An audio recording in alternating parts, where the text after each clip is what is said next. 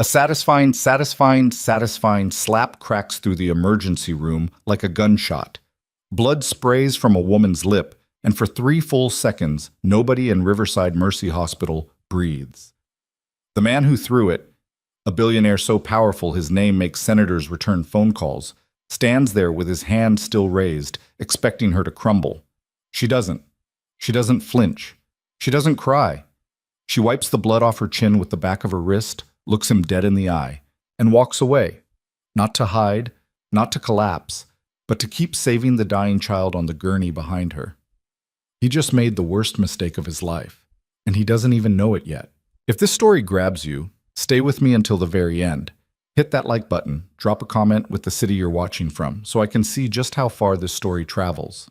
Now let's get into it. The night shift at Riverside Mercy Hospital in Collinsport, Delaware, started the way they always did: understaffed, overcrowded, and running on burnt coffee. Emily Carter clocked in at 7 p.m. with a stain on her scrubs from lunch she hadn't had time to change out of, and a headache she'd been ignoring since noon. The emergency room was already at capacity. 2 car accidents on Route 9, a kitchen fire in the East End, and the usual Friday night parade of broken bones, chest pains, and people who confuse the ER with urgent care. She moved through the chaos the way she always did: quiet, efficient, invisible. That was the thing about Emily. She was easy to overlook. 34 years old, lean frame, dirty blonde hair pulled back so tight it made her temples ache. No jewelry, no makeup, nothing that said, "Look at me." She kept her head down, did her job, and went home to a 1-bedroom apartment where the radiator clanked like a dying engine every 40 minutes. She didn't socialize much, didn't talk about herself. The other nurses knew she was former military. She'd mentioned it once during orientation 3 years ago, but nobody pressed for details. People who came back from overseas either talked about it nonstop or sealed it shut like a wound. Emily was the second kind. "Carter, bed 7 needs a line change," Dr. Ramos called from across the room without looking up from his tablet. He never looked up. Emily didn't take it personally anymore. "Already done," she said. "And bed 12's potassium is tanking. I flagged it." Ramos glanced at her then, just for a second. He gave a half nod, his version of high praise, and went back to his tablet. That was the rhythm. Emily did the work. Somebody else got the credit. She didn't care. She hadn't taken this job for applause. At 8:47 p.m., the ambulance bay doors burst open and paramedics rushed in with a stretcher carrying a small body. A girl, maybe 6 years old, dark skin, braids half undone, an oxygen mask fogging with shallow breaths. The lead paramedic, a stocky guy named Whelan, who Emily had worked with dozens of times, was already shouting vitals before he cleared the threshold. Pediatric, 6 years old, anaphylactic shock compounded by asthma. Epi was administered in the field. Minimal response. BP's dropping. She's circling the drain, people. Emily intercepted the stretcher before anyone else moved. Her hands were already gloved. She checked the girl's pupils, felt her pulse, scanned the IV line. "What's her name?" Emily asked. "Zola," Whelan said. "Mom's in the waiting room. Fell apart on the ride over." Zola. "Hey, sweetie. I'm Emily. I'm going to take care of you, okay?" The girl's eyes fluttered. Her lips were swollen, tinged blue. She tried to nod, but couldn't quite manage it. Emily looked at Whelan. "Get me Dr. Patel. Not Ramos. Patel. She's better with PEDs." "Patel's in surgery." "Then get her out of surgery." Whelan blinked. Emily didn't usually bark orders. But something in her face, some shift, some hardening, made him pick up the phone without arguing. Emily wheeled Zola into trauma bay 2 and started working. Secondary epinephrine, nebulizer, cardiac monitor. Her movements were automatic, precise, almost mechanical, but her voice stayed soft every time she spoke to the girl. That was the trick they didn't teach you in nursing school. Your hands could shake later. Your voice had to stay calm now. Zola's oxygen levels were at 82% and falling. Emily adjusted the airway, repositioned, suctioned. "Come on, kid, come on." 43 minutes later, the ER's front entrance opened in a way that made people turn around. Not because of a stretcher or a siren, but because of the noise. The sharp crack of expensive shoes on linoleum, the rustle of a suit that cost more than most people's cars. The voice, loud, entitled, accustomed to being obeyed. I need a doctor. Now. Not in 10 minutes. Now. Adrian Wolf walked into Riverside Mercy Hospital the way he walked into everything, like he already owned it. Tall, mid-50s, silver hair swept back, jaw set like a man who had never once been told no and meant it. He had his son, a teenager, maybe 16, lanky, holding his wrist against his chest, trailing behind him. The kid looked embarrassed. The father looked furious. The triage nurse, a heavy-set woman named Denise, looked up from her computer. "Sir, I need you to check in and my son has a broken wrist. He was injured at lacrosse practice. We are not waiting." Denise had been doing this for 19 years. She'd seen every flavor of entitlement the human species could produce. She kept her voice level. "Sir, we have critical patients ahead of you. A broken wrist is painful, but it's not life-threatening. We'll get to your son as quickly as... Do you know who I am?" There it was. The sentence that told you everything you needed to know about a person in 7 words. Denise knew exactly who he was. Everyone in Collinsport did. Adrian Wolf, CEO of Wolf Defense Solutions, a private military contracting firm worth somewhere north of $4 billion. He had buildings with his name on them. He played golf with congressmen. He donated enough money to the city that his face was on a plaque in the lobby of City Hall. "Yes, sir," Denise said carefully. "I know who you are, and I still need you to check in." Wolf's jaw tightened. He didn't yell. He didn't have to. He pulled out his phone, dialed a number, and within 90 seconds, the hospital's chief administrator, a nervous man named Gerald Fisk, appeared in the ER like he'd been summoned by a genie. "Mr. Wolf, I'm so sorry. Let me personally make sure your son is seen immediately." Fisk, the man who signed the budget reports, the man who decided which departments got funding and which ones got cut, the man who 3 months ago had denied Emily's request for additional pediatric emergency supplies because the numbers don't support it. Fisk scanned the ER, spotted Emily through the glass of Trauma Bay 2, and walked over. He knocked on the glass like he was tapping on a fish tank. Emily looked up. She was mid-procedure, adjusting Zola's breathing tube, monitoring the screen that showed a heart rate still too fast and an oxygen level still too low. Fisk opened the door. "Carter, I need you to step out for a moment. I'm with a patient." "I can see that. Dr. Ramos can take over. There's a VIP who needs..." "This child is in anaphylactic shock. Her O2 is at 84. She needs continuous monitoring and she needs it from someone who's been tracking her vitals for the last hour. She's not stable." Fisk lowered his voice. Not out of discretion, out of warning. "Emily, Mr. Wolf's son has an injury. Mr. Wolf is a significant donor to this hospital. I need you to attend to him." Emily looked at Fisk. Then she looked at Zola, small, fragile, fighting for every breath. Then she looked back at Fisk. "No!" The word landed like a stone in still water. "Excuse me? His son has a broken wrist. It can wait. This girl could die. I'm not leaving her." Fisk's face went through several colors in rapid succession. He opened his mouth, closed it, opened it again. "I'll remember this, Carter." "I'm sure you will." Fisk retreated.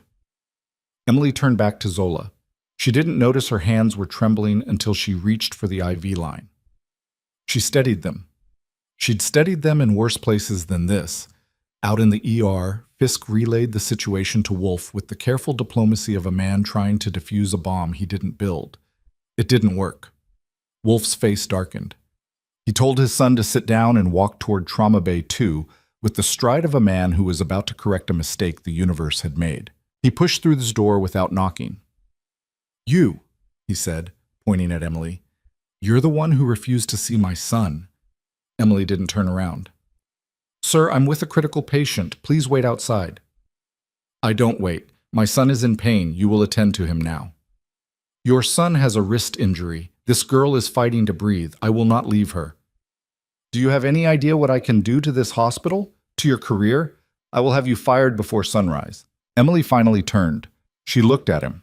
Not with anger. Not yet. With the flat, evaluating gaze of someone who had sized up threats in places where the threats carried rifles instead of lawyers. "You can do whatever you want to my career," she said, "but I'm not leaving this child." Something about her tone, the steadiness of it, the absolute absence of fear, made Wolf pause. But only for a second. Men like Adrian Wolf didn't stay paused. They escalated. It was the only direction they knew. "You're a nurse," he said, loading the word with every ounce of contempt he could muster. "You're nothing. You empty bedpans and follow orders. Know your place." "My place is right here, with my patient." That was when he hit her. It wasn't calculated. It was reflex. The reflex of a man who had spent 55 years surrounded by people who bent when he pushed, and now here was this woman, this nobody, this nurse who wouldn't bend. His open hand caught the left side of her face. Hard. The sound ricocheted off the tile walls. Emily's head snapped to the right. Blood appeared on her lower lip instantly, bright red against pale skin. The room froze. Denise, who had followed at a distance, gasped. A junior nurse named Marcus, standing near the doorway, dropped the chart he was holding. Zola's heart monitor beeped steadily, the only sound that didn't stop. Emily tasted copper. She felt the sting radiate across her cheekbone, felt the heat spreading under her skin. She stood very still. She didn't hit back. She didn't yell. She looked at Wolf with an expression that would later haunt him in a courtroom. Then she turned, wiped the blood from her lip with the back of her wrist, and leaned over Zola's bed. "It's okay, sweetheart," she murmured. "I'm still here." Marcus, the junior nurse, had seen it happen. He had also, without thinking about it, pulled his phone from his pocket and hit record the moment Wolf had started yelling. The video was already 47 seconds long. It captured everything: the threats, the slap, the blood. Emily turning back to her patient without a word. Marcus's hands were shaking. He slipped the phone back into his pocket and said nothing. Wolf stood there for a moment, his hand still tingling. Something flickered across his face, not quite regret, but something adjacent to it. The recognition, perhaps, that he had just done something in front of witnesses that couldn't be taken back. But Adrian Wolf had built his entire life on the principle that anything could be taken back if you had enough money. He straightened his suit jacket. "This hospital will hear from my legal team within the hour," he said. To no one in particular. To everyone. Then he walked out. Fisk was waiting in the hallway. He looked like a man standing in the path of two oncoming trains, trying to figure out which one would hurt less. "Mr. Wolf, I assure you—" "Shut up, Gerald. Fire her. Tonight. Or I pull every dollar I've ever given this hospital and make sure every board member knows why." Fisk swallowed.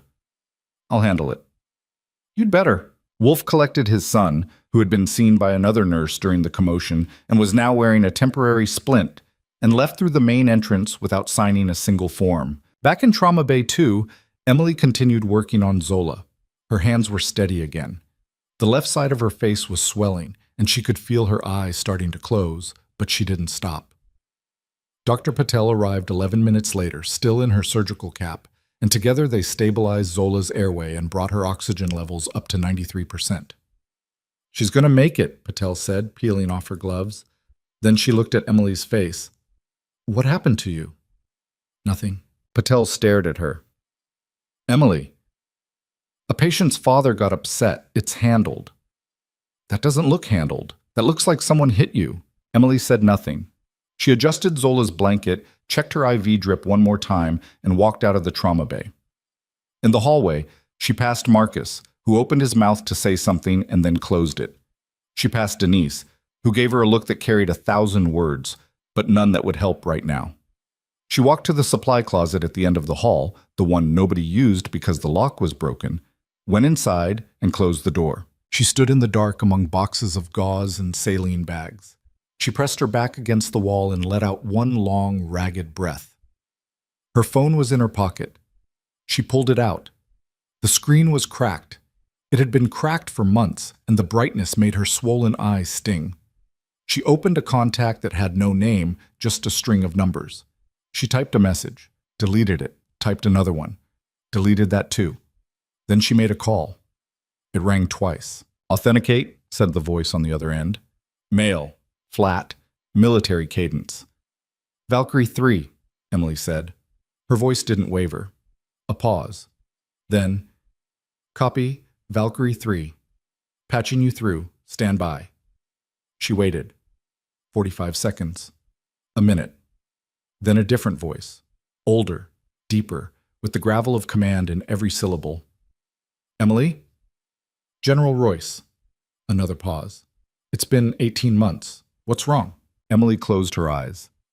In the darkness of the supply closet, surrounded by the smell of antiseptic and cardboard, she told him. Not everything, just enough. The child, the refusal, the slap, the threats. The administrator who would fire her by morning. Royce listened without interrupting. When she finished, the line was silent for a long moment. Are you safe right now? I'm fine. That's not what I asked. I'm safe. The patient is stable, but this man, he has reach, James. He's the kind who makes things disappear. I know who Adrian Wolf is, Royce said, and something in his tone shifted, from concern to something colder, something professional. Does he know who you are? No? Good. Stay put. Don't engage with him again. Don't talk to hospital admin. I'm making calls. James, I didn't call for... I know why you called, and I know you well enough to know you'll try to handle this alone. Don't. Not this time. The line went dead. Emily lowered the phone.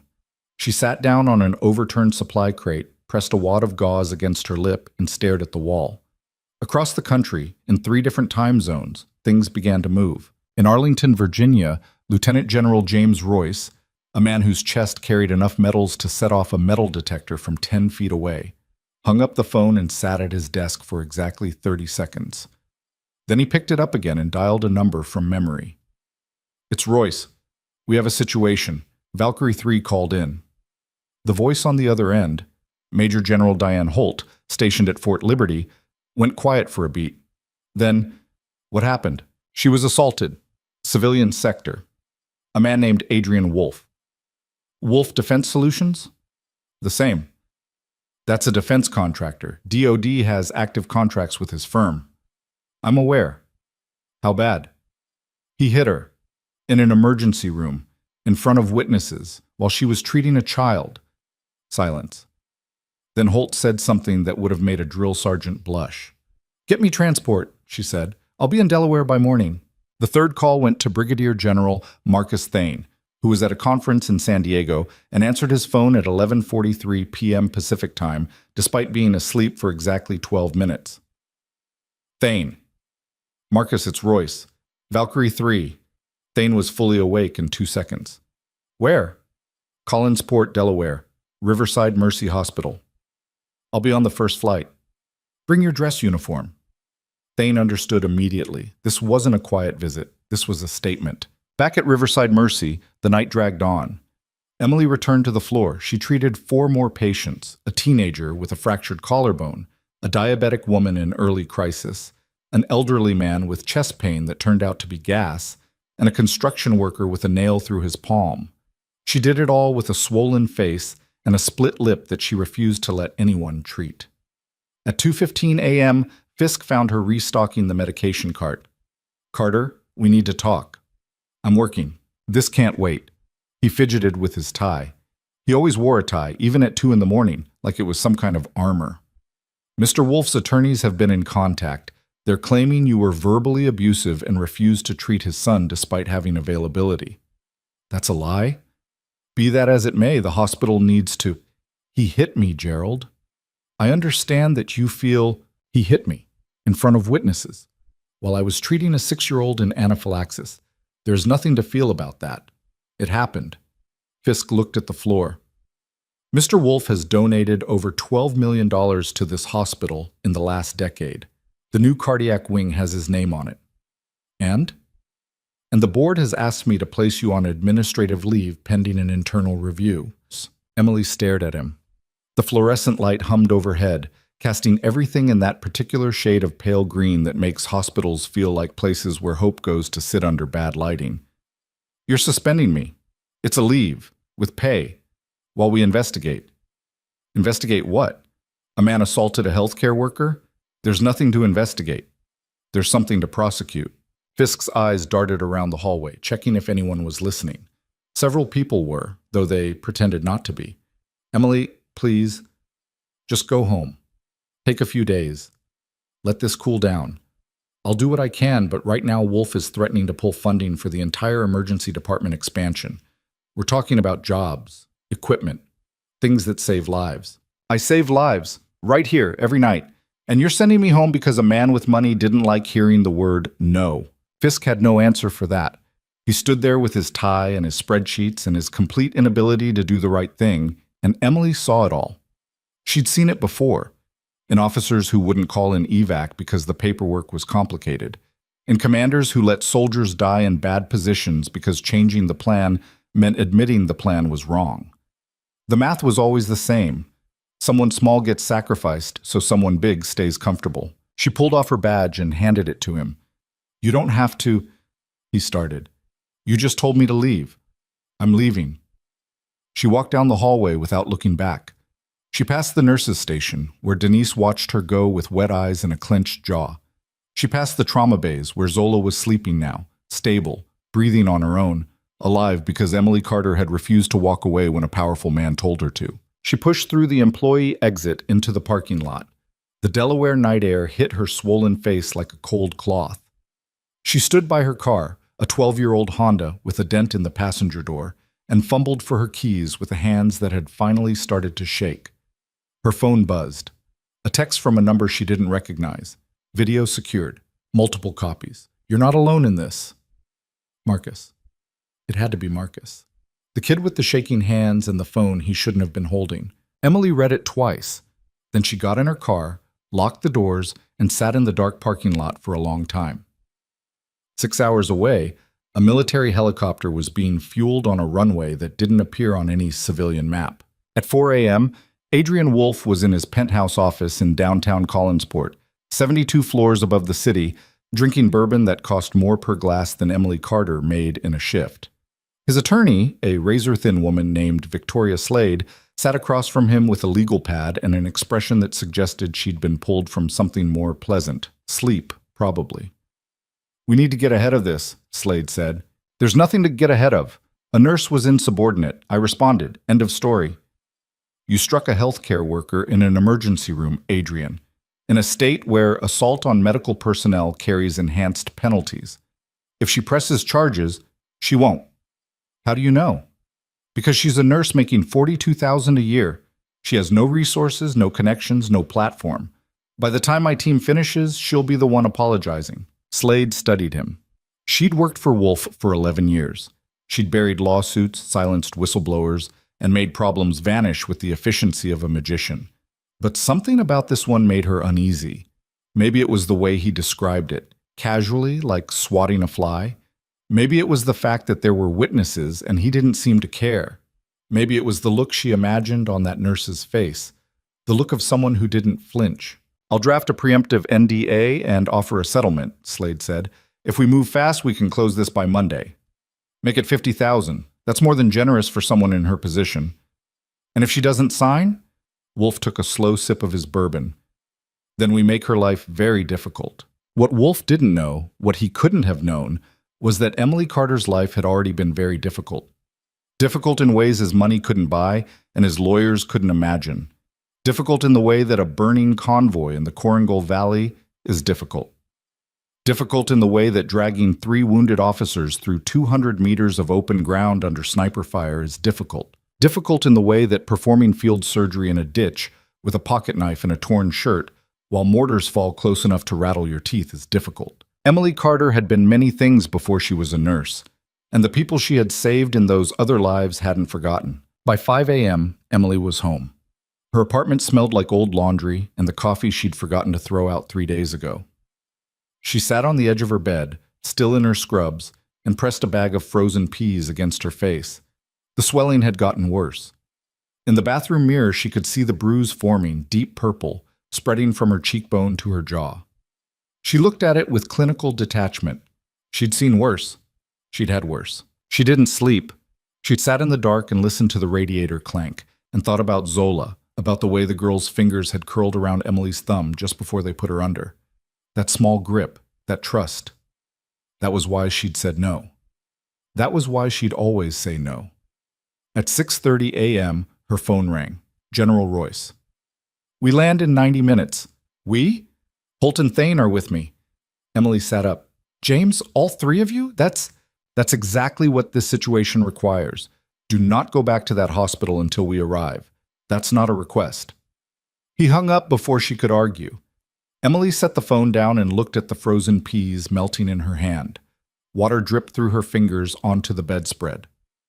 3 generals. Full dress uniforms, a military helicopter for a nurse. She almost laughed. Almost. At Riverside Mercy Hospital, the morning shift arrived to find the ER in a state of controlled turmoil. Word about the previous night had spread the way hospital gossip always spreads, quickly, inaccurately, and with maximum drama. The story had already mutated through 6 versions. In some, Emily had attacked Wolf first. In others, Wolf had pulled a weapon.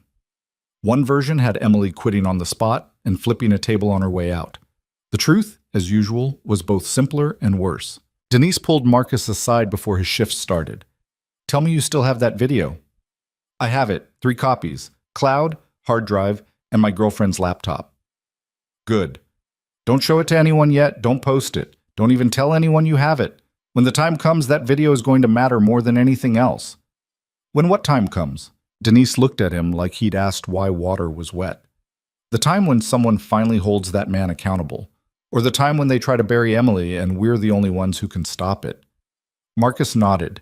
He was 26 years old and had been a nurse for 11 months. He had never been part of anything that felt like this. It felt dangerous.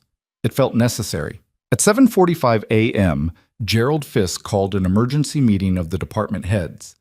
He stood at the front of the conference room with circles under his eyes and a coffee stain on his tie that he hadn't noticed. Last night, there was an incident in the ER involving a patient's family member and one of our nursing staff.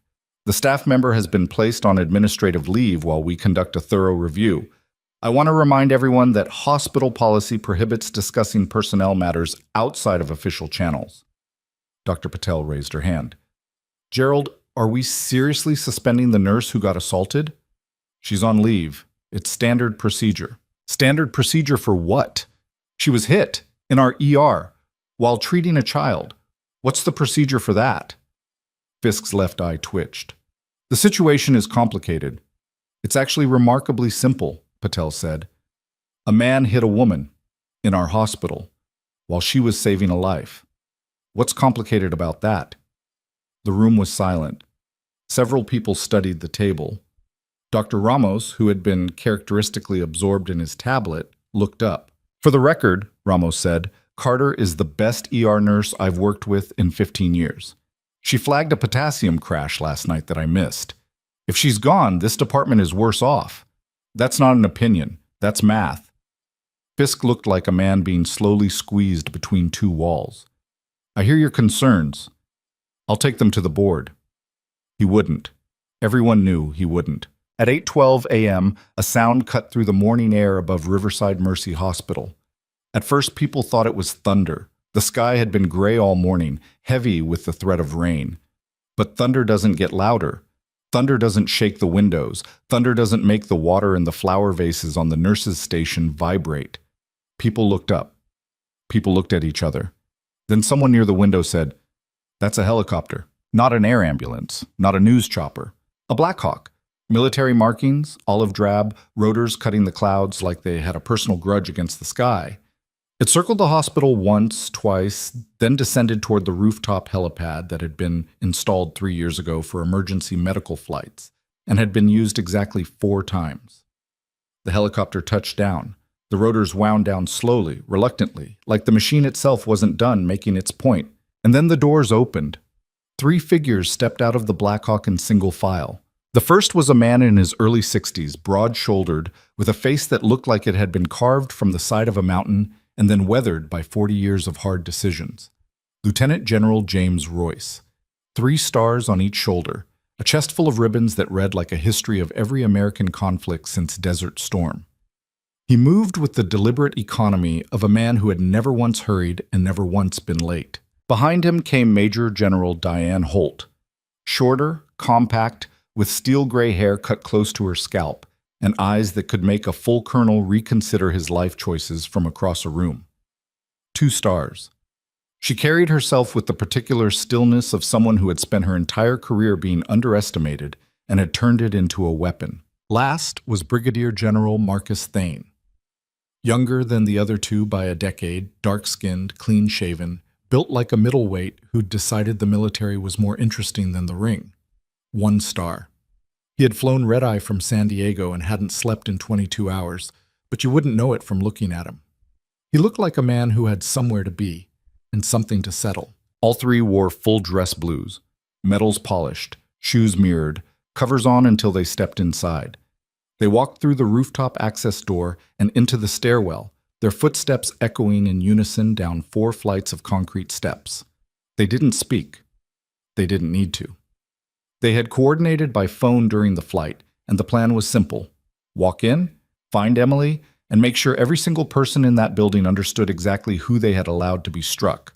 On the 4th floor, a maintenance worker named Terry saw them coming down the hall and pressed himself flat against the wall like they were a freight train.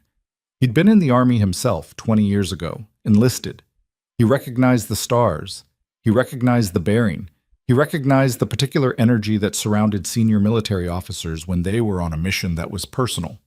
"Morning, sir," Terry said to Royce as they passed. Royce gave him a nod. Nothing more.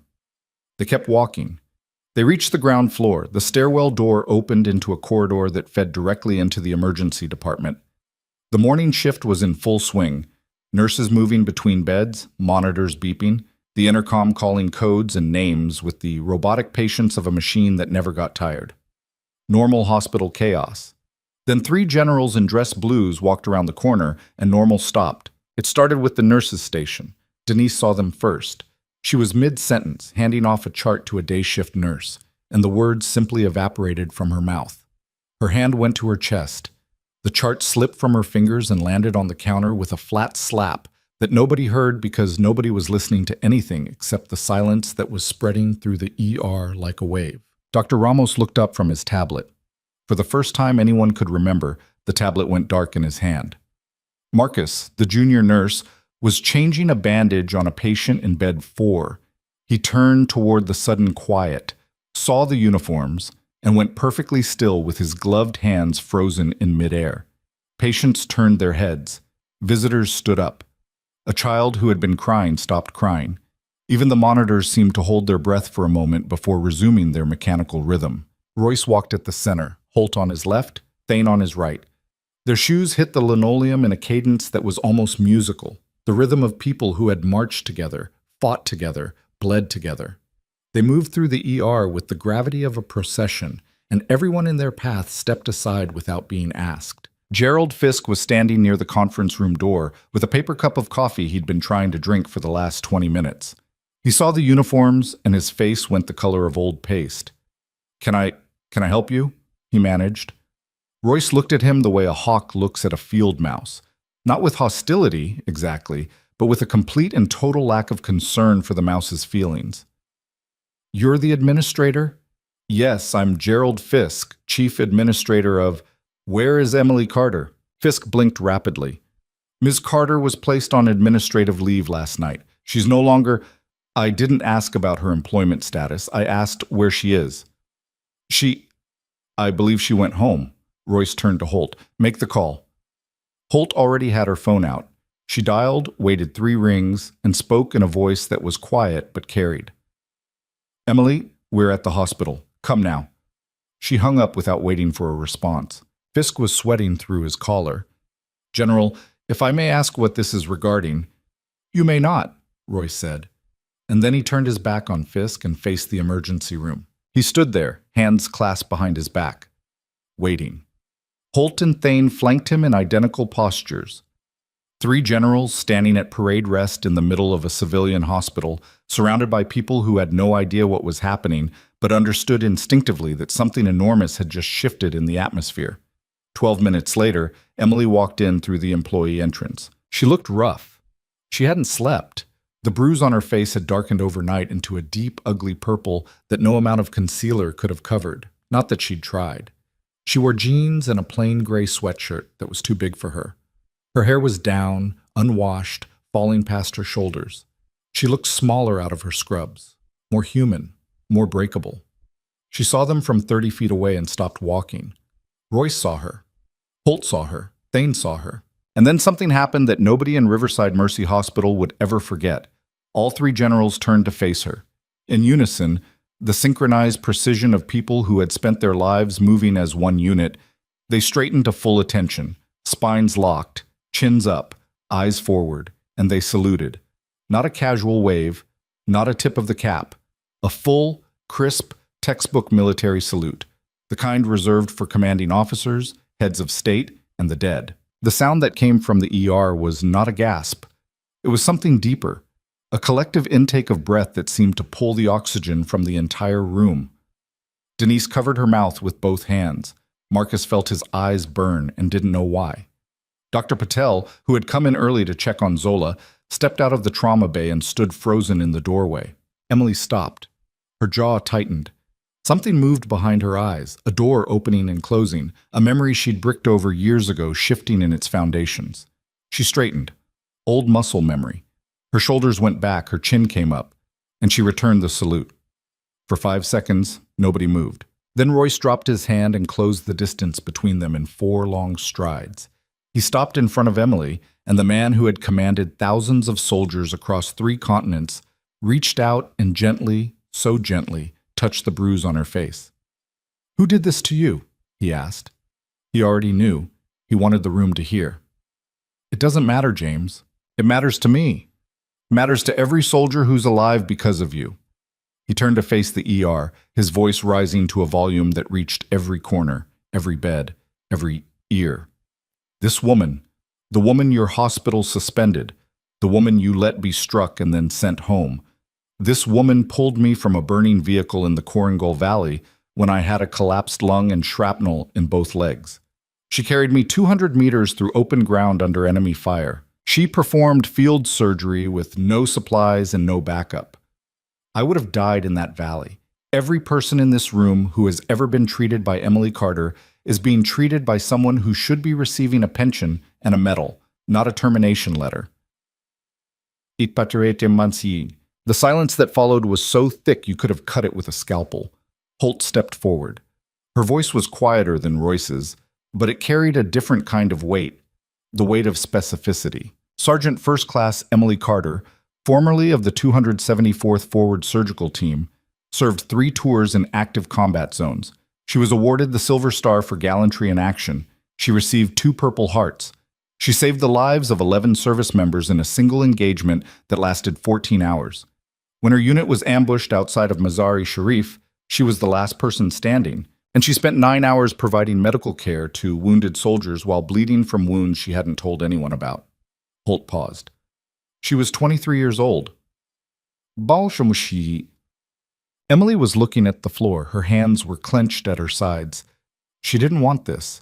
She had spent years building a wall between who she was now and who she had been then, and these 3 people were tearing it down brick by brick in front of strangers. But she understood why. She understood the strategy. They were making her visible. They were making it impossible for anyone, Fisk, Wolf, the board, anyone, to pretend she was nobody. Thane spoke last. He was the youngest, and his voice had the least gravel, but it carried something the other 2 didn't. Raw, unprocessed emotion. His eyes were wet, and he didn't try to hide it. "She saved my life," he said directly to Denise, who happened to be the closest person. "I was 25 years old and bleeding out in a ditch, and she crawled through 50 meters of fire to reach me. She tied off my femoral artery with a strip of her own uniform. I have a wife and 2 daughters because of Emily Carter. My girls exist because she refused to leave me behind." Denise was crying. She wasn't the only one. Marcus, the junior nurse, stood near the wall with tears running down his face and his phone in his pocket. And he understood now, fully, completely, what he'd witnessed the night before. Not just an assault, not just a powerful man hitting a powerless woman. A man who sold military equipment for profit had struck a woman who had used that equipment to save lives. The irony was so sharp it could have drawn blood. Fisk stood at the edge of it all, diminished, trying to calculate a response that didn't exist. Every number he could run, every political equation he could solve, collapsed under the weight of 3 generals standing in his emergency room, telling his staff that the nurse he'd just fired was a war hero. "Mr. Fisk," Royce said, turning to face him with an expression that had once made a lieutenant colonel resign on the spot. I want to be very clear about something. Emily Carter didn't call us because she wanted help. She called us because she wanted to make sure the situation was documented. She didn't ask us to come. We came because a man named Adrian Wolf struck a decorated combat veteran in your facility, and your response was to punish her for it. That's not what... Did you place her on leave? It was standard. Did you place her on leave? Yes or no? Yes. Did Adrian Wolf assault her in this emergency room? Fisk's mouth opened and closed, a fish on a deck. I wasn't present when... There are witnesses. There's video. Royce let that settle. You chose to protect the man who wrote checks rather than the woman who saves lives. I want you to sit with that, Mr. Fisk, because very shortly, other people will be asking you to explain it, and standard procedure is not going to be sufficient. The blood drained from Fisk's face with almost visible speed. He backed away from the conversation and disappeared into the administrative corridor, and nobody tried to follow him, because nobody cared where he was going. Royce turned back to Emily. His expression softened, not much, but enough. You need to let us handle this. I don't need handling, James. I know, you need backup. There's a difference. Emily looked at him, then at Holt, then at Thane, who was wiping his eyes with the heel of his hand and not even slightly embarrassed about it. He's going to come after me, Emily said quietly. Wolf, he doesn't lose. He doesn't know how. Then he's about to learn, Holt said. Over the next 2 hours, the emergency room at Riverside Mercy Hospital became something it had never been before. A command center. Royce set up in the conference room Fisk had vacated. Holt was on the phone with the Pentagon's Office of Inspector General. Thane was coordinating with the Judge Advocate General's office at Dover Air Force Base, 40 minutes south. They moved with the efficiency of people who had spent their careers dismantling problems much larger than Adrian Wolf. Emily sat in the break room and drank coffee that tasted like it had been brewed during the last administration. Dr. Patel sat across from her. You never said anything, Patel said. About what? About any of it. 3 tours. The Silver Star. You've worked here for 3 years and you never... I came here to work, not to tell war stories. Patel studied her. You could have been doing anything. With that record, you could have been consulting, training. You could have had a position at Walter Reed. Emily wrapped her hands around the paper cup. The warmth felt good against her knuckles, which were aching from the cold morning. I wanted to take care of people.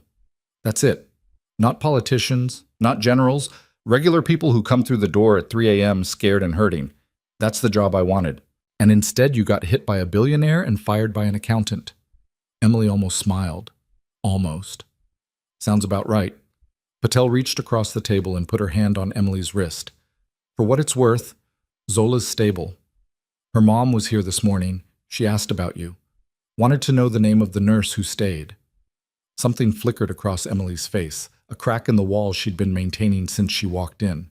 She pressed her lips together and looked away. Tell her I said hey. Patel squeezed her wrist once and left. Meanwhile, Adrian Wolf was beginning his day with no idea that his life was already unraveling at the seams. He'd slept well. Men like Wolf always slept well after acts of aggression. There was something almost restorative about exercising power, like stretching a muscle. He'd woken at 6, done 40 minutes on the Peloton, eaten a breakfast prepared by his personal chef, and arrived at the Wolf Defense Solutions headquarters on the 21st floor of the Wolf Tower in downtown Collinsport by 8 sharp. His son, Tyler, had barely spoken to him that morning. The kid's wrist was in a proper cast now, hairline fracture, nothing serious, and he'd been quiet since the hospital. Wolf attributed it to pain. He didn't consider the possibility that his 16-year-old had watched his father hit a woman and was trying to figure out how to carry that weight. Victoria Slade was waiting in his office with the NDA drafted, printed, and tabbed with those little colored stickers lawyers use to mark signature lines. Settlement offer is ready, she said. $50,000, full NDA, non-disparagement clause, and a mutual agreement that no criminal complaint will be filed. Good. Send it to her by courier. I want it on her doorstep by noon. There's something else. Slade hesitated, which she never did, and which made Wolf look up from his email. My investigator ran a background on the nurse. Emily Carter. And military service, 3 tours overseas, honorably discharged, Silver Star recipient. Wolf shrugged. So she was in the Army. A lot of people were in the Army. The Silver Star isn't given to a lot of people, Adrian. It's the 3rd highest combat decoration in the United States military. I don't see how that changes anything. She's a civilian now, a nurse. She works in an ER, making a fraction of what my driver makes. Slade set down her pen. I'm advising you to increase the settlement offer, significantly. Why? Because people with Silver Stars tend to have friends. Important friends. The kind of friends who take phone calls at midnight and don't ask why. Wolf leaned back in his chair. Behind him, floor-to-ceiling windows showed the Collinsport skyline. A city he had reshaped, building by building, donation by donation, until it looked the way he wanted it to look. He had never once looked out that window and seen anything he couldn't control. Keep it at 50. She'll sign. They always sign. That was at 8:30 a.m. By 9:15 a.m., the first crack appeared. Wolf's phone rang. Not his cell, his private line. The one that only 14 people on the planet had the number for. He answered it, expecting one of those 14 people. He got someone else entirely. Mr. Wolf, this is Colonel Patricia Voss with the Department of Defense Office of Inspector General. I'm calling to inform you that our office has opened a preliminary inquiry into Wolf Defense Solutions' current contracts with the Department of Defense. We'll be requesting documentation related to your contracts with... I'm sorry, what? On what basis? I'm not at liberty to discuss the specifics of the inquiry at this time. Your legal team will receive formal notification within 24 hours. I'd recommend they be available. The line went dead. Wolf sat with the phone in his hand for a full 10 seconds. Then he called Slade back into his office. The DoD just opened an inquiry into our contracts. Slade's expression didn't change, but her eyes did. When? Just now. A colonel from the IG's office. That's fast. Too fast for a routine audit. What are you saying? I'm saying this might not be a coincidence. A nurse I slapped triggered a DoD investigation? That's absurd. A Silver Star recipient you assaulted might have connections that could trigger a lot of things. I told you to increase the offer. Wolf stood up.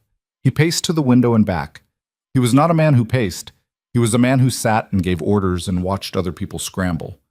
The pacing unsettled him more than the phone call. Find out who she knows. Everyone, military, civilian, political. I want a full picture by end of day. I'll get the investigators on it. And get me Gerald Fisk on the phone. I want to know exactly what's happening at that hospital right now. Slade called Fisk. Fisk didn't answer. She called again. Voicemail. A third time. Voicemail. Gerald Fisk was, at that moment, sitting in his car in the Riverside Mercy parking garage with the engine running and his forehead pressed against the steering wheel. He was not having a good morning. The 3 generals in his conference room had, in the space of 2 hours, made more phone calls, summoned more authority, and generated more institutional pressure than Fisk had experienced in his entire career. He had received calls from the hospital's legal counsel, the chairman of the board of directors, 2 state legislators, and someone from the governor's office whose name he didn't catch because his hands were shaking too hard to write it down. The message was consistent and unambiguous. Fix this. Not fix this by making it go away. Not fix this by silencing the nurse. The opposite. Fix this by reinstating her. Fix this by cooperating with whatever investigation was coming. Fix this by getting on the right side of this situation before it swallowed him whole.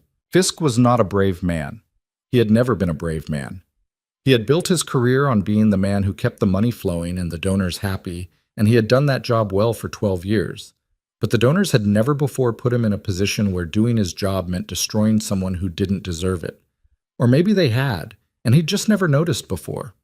Either way, he was noticing now. He picked up his phone and called Wolf back. Gerald, what the hell is going on over there? Mr. Wolf, there are 3 generals in my hospital. Silence. What did you say? Generals, military, 3 of them. They flew in on a helicopter this morning. They're in the conference room and they're making calls I can't begin to... Generals for a nurse?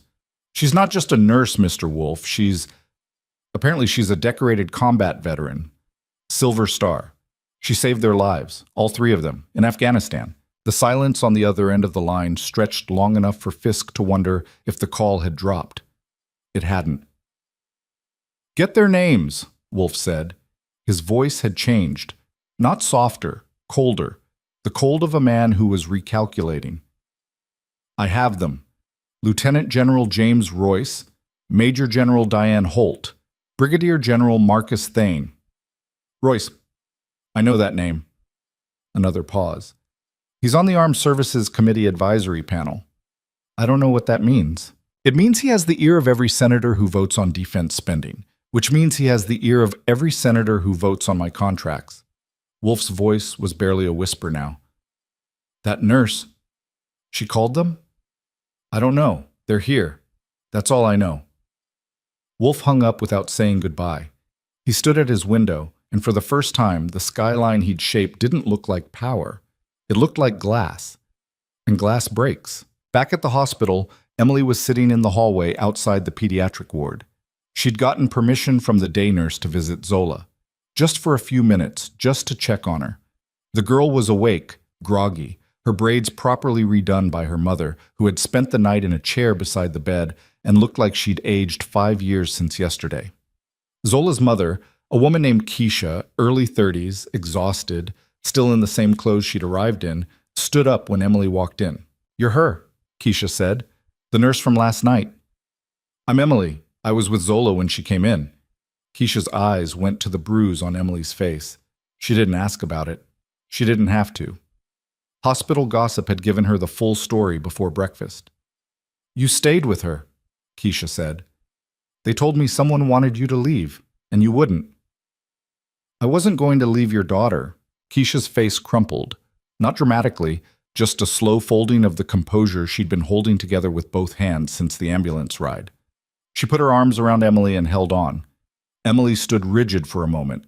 She was not a hugger, had not been held by another person in longer than she cared to think about. And then she softened.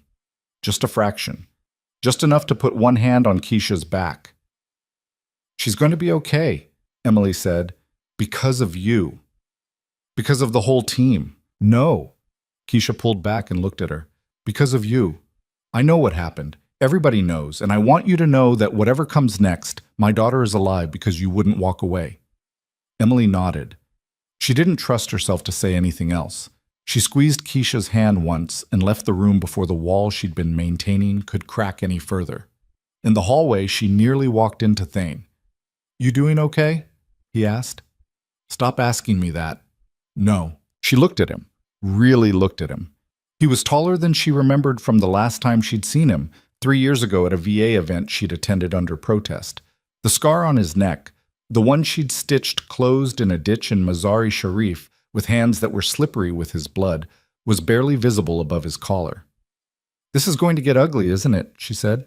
Not a question. "It already is ugly. We're just making sure the right person comes out of it standing. I don't need—" "Emily," he said it gently. "You spent your whole military career making sure everyone else was okay. You jumped on grenades for people. Literally. You ran toward fire when everyone else ran away. And when you came home, you took the quietest job you could find and disappeared because you thought you didn't deserve anything more than that." "That's not—" "It is. I know you. Royce knows you. Holt knows you. And right now you need to let someone else take point. Just this once." She said nothing. She leaned against the wall and crossed her arms and stared at the fluorescent lights and blinked too fast for a few seconds. Then she took a breath. "Fine, but when this is over, you're all going home and I'm going back to work. Deal." By 11 a.m., the situation had escalated in ways Adrian Wolf was only beginning to understand. The DoD inquiry was real, not a bluff, not a preliminary sniff, a full-scope review of every active contract between Wolf Defense Solutions and the United States military. The Inspector General's office had flagged irregularities that, according to Colonel Voss's office, had been identified during a routine review, but which had somehow never attracted attention until this particular morning. The timing was suspicious, and nobody pretended otherwise. But here was the thing Wolf didn't know yet. The investigation wasn't manufactured. It was overdue. The IG's office had been sitting on a stack of reports, whistleblower complaints, audit discrepancies, billing anomalies. for nearly 2 years. Budget constraints, political complications, and the sheer complexity of untangling a $4 billion defense contractor had kept the inquiry in a holding pattern. What happened this morning wasn't that Royce had fabricated a case.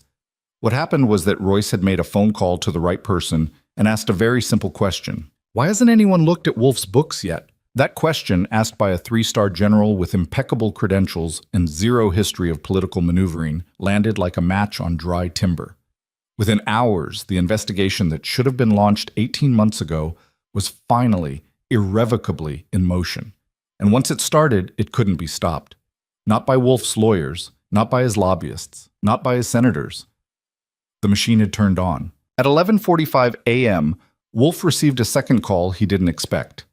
This one was from his own board of directors, specifically from Raymond Pike, the board chairman, a 70-year-old manufacturing magnate who had been with Wolf since the company's founding. "Adrian, we need to talk." "Raymond, I'm handling the DoD situation. It's a routine." "It's not routine. I've been on the phone with our government affairs team for 2 hours. The IG is pulling contracts going back 7 years. They're looking at the Anvil program, the Sentinel procurement, and the Meridian subcontracts." Wolf felt something cold move through his chest. Not fear. He didn't do fear, but something adjacent.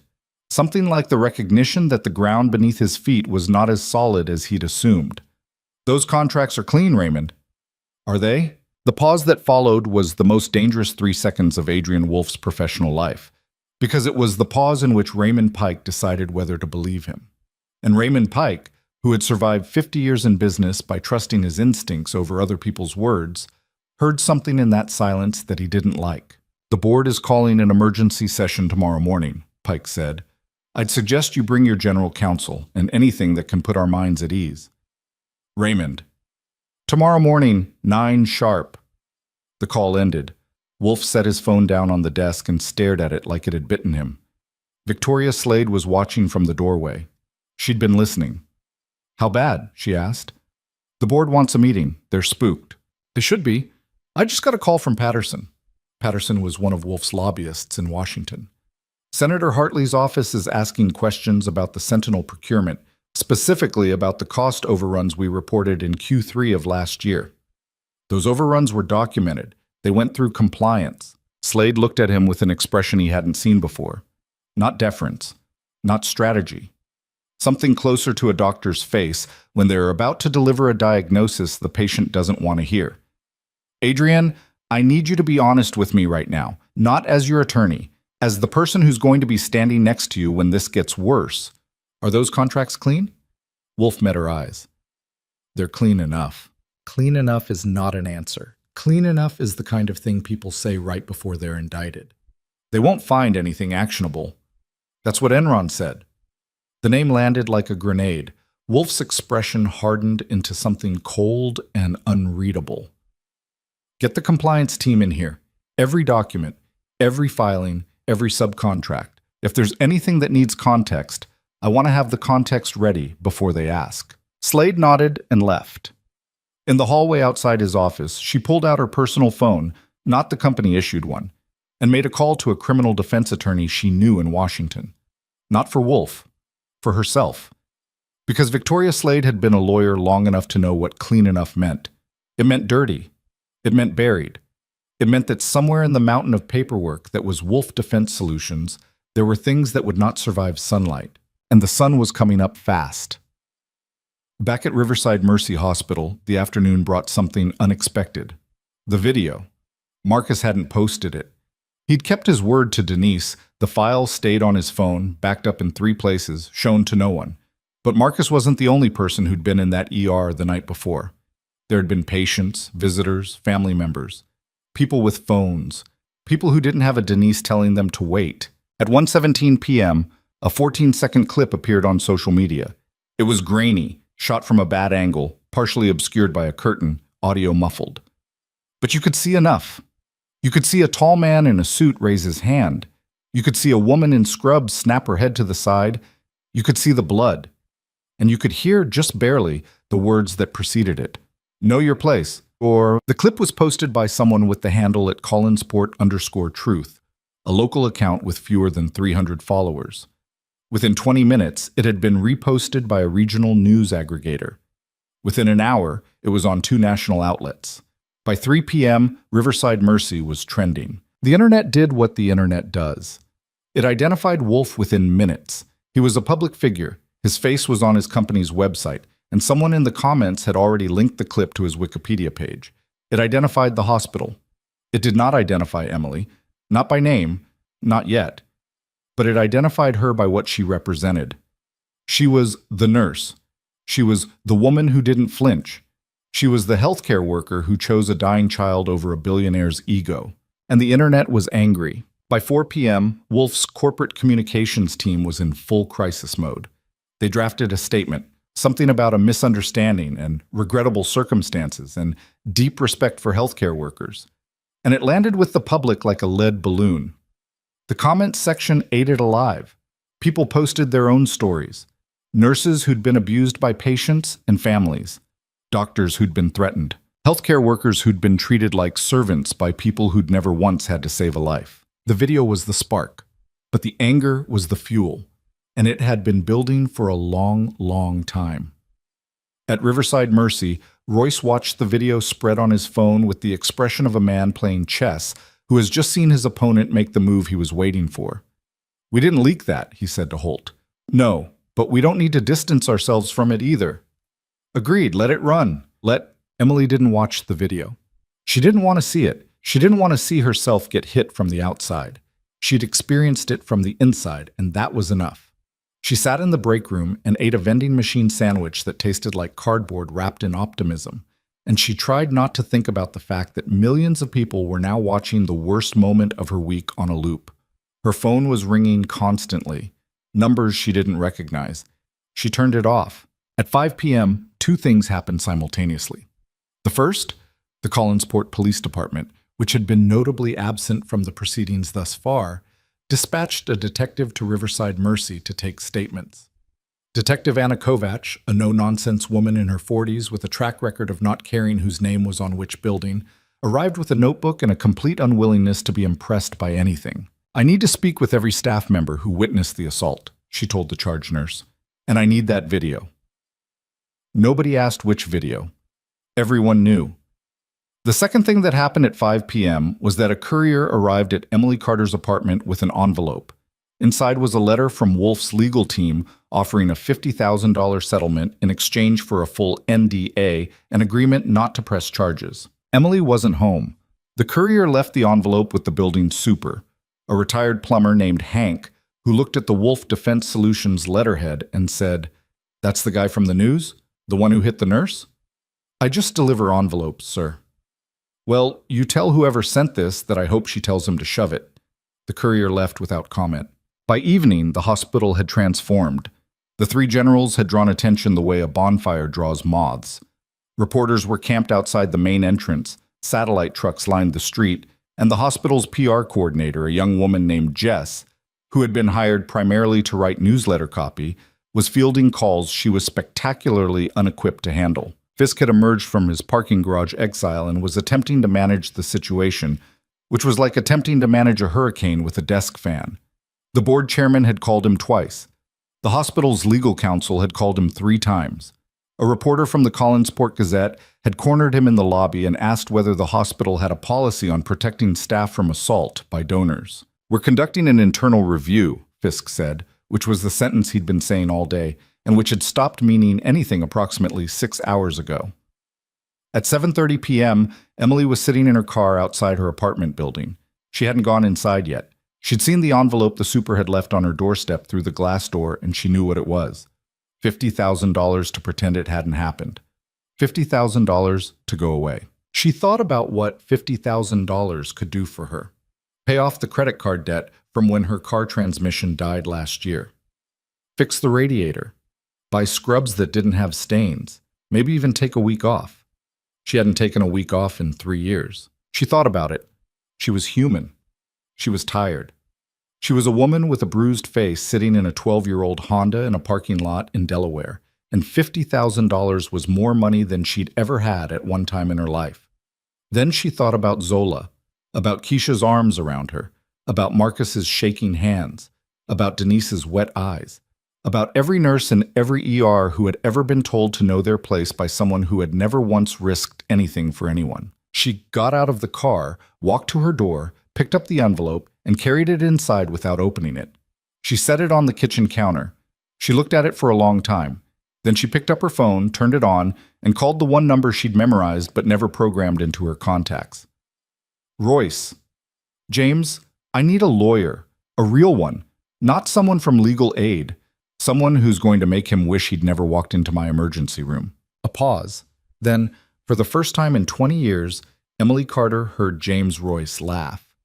I was wondering when you'd say that. I've got someone. She's already on her way. Emily hung up. She looked at the envelope on the counter one more time. Then she opened her freezer, took out the bag of frozen peas, pressed it against her bruised face, and sat down on her kitchen floor with her back against the cabinet. Somewhere in downtown Collinsport, on the 72nd floor of a building with his name on it, Adrian Wolfe was pouring his fourth bourbon and staring at his phone, watching a 14-second video of himself that had now been viewed 11 million times. His hand was shaking. He told himself it was the bourbon. At 9:47 p.m., the front desk of Wolfe Defense Solutions received a call from the FBI's Philadelphia field office requesting to schedule a meeting with Mr. Wolfe at his earliest convenience regarding matters related to federal contracting compliance. The receptionist, who had been on the verge of going home, took the message on a Post-it note and left it on Victoria Slade's desk. Slade wouldn't see it until morning. But morning was coming fast. Victoria Slade found the Post-it note at 6:42 a.m.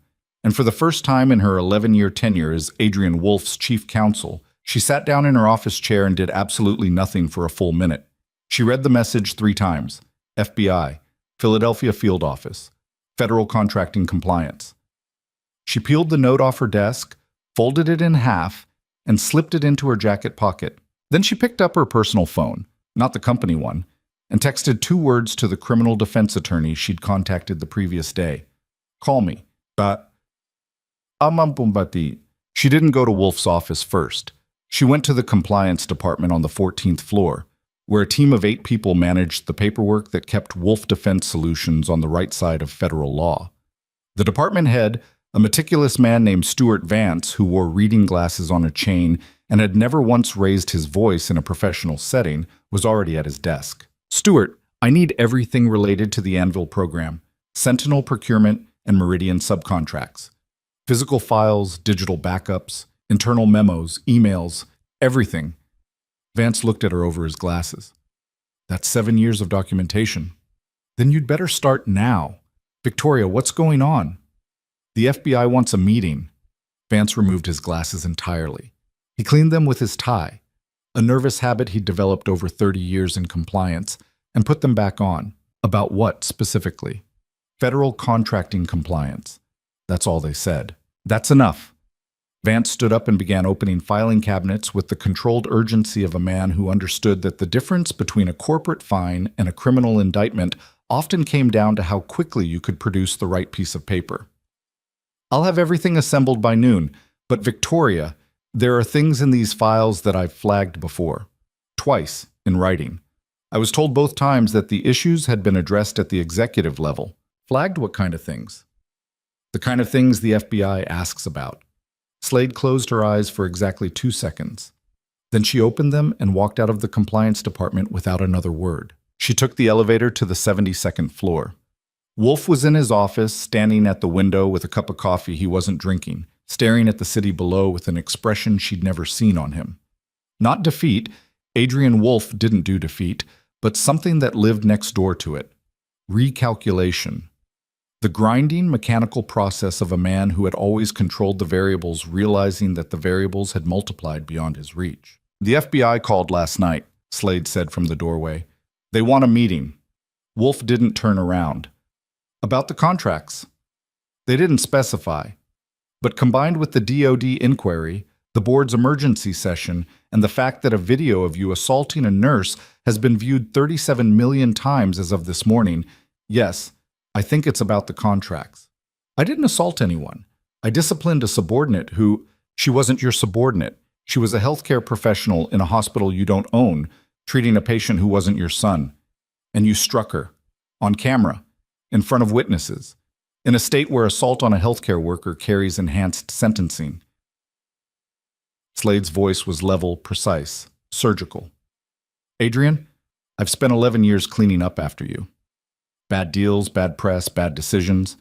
I've done it because I believe the core of the company was sound. But what I'm seeing right now, the compliance flags, the DoD pulling contracts for review, the FBI making phone calls. This isn't a cleanup. This is a reckoning. Wolf turned from the window.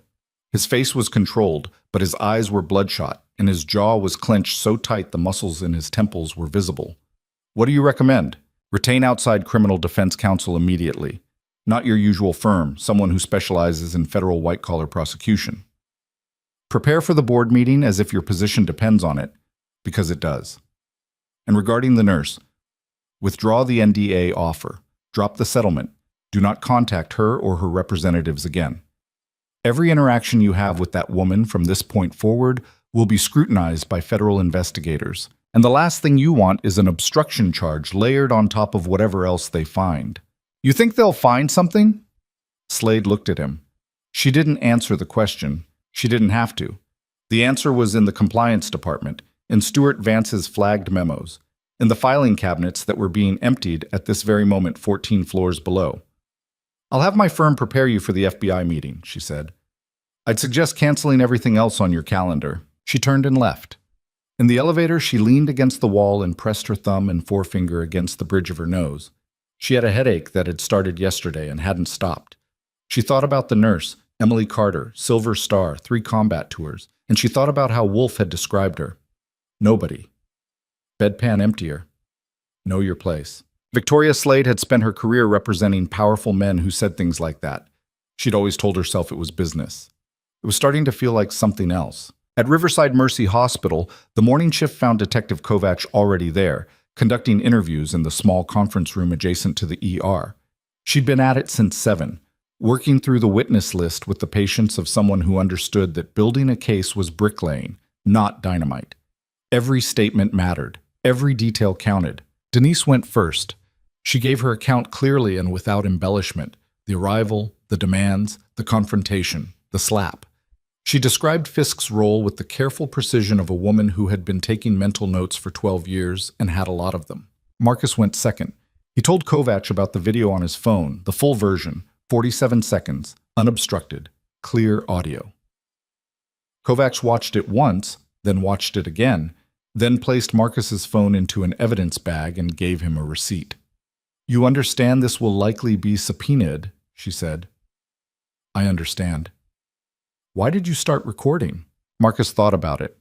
Because I've worked in emergency rooms long enough to know that when someone starts yelling like that, something bad is about to happen. And I've worked in emergency rooms long enough to know that when something bad happens to a nurse, it usually gets buried. Kovacs wrote that down verbatim. Dr. Patel was third. She hadn't witnessed the assault directly, but she testified to Emily's clinical decisions that night. The triage assessment, the refusal to leave a critical pediatric patient, the stabilization of Zola's airway. She painted a picture of a nurse who had followed every protocol, made every correct call, and been punished for it. In your professional opinion, Kovacs asked, was there any medical justification for reassigning Nurse Carter from the pediatric patient to Adrian Wolf's son? None. The child was in anaphylactic shock with declining oxygen saturation. Reassigning the primary nurse in the middle of that intervention could have been fatal. Emily made the only defensible clinical decision. Fisk asked her to make the indefensible one. Kovacs wrote that down too. By 10 a.m., Kovacs had enough for a warrant. She called the Collinsport DA's office from the hospital parking lot. I've got a solid assault case, multiple witnesses, video evidence, documented injuries. The victim is a Silver Star recipient and the perpetrator is Adrian Wolf. The assistant DA on the other end of the line, a young attorney named Daniel Ortiz who had been in the office for 3 years and had never handled anything more high profile than a DUI, went quiet for a moment. Wolf as in Wolf Defense Solutions? The same. I need to bring this to Harding.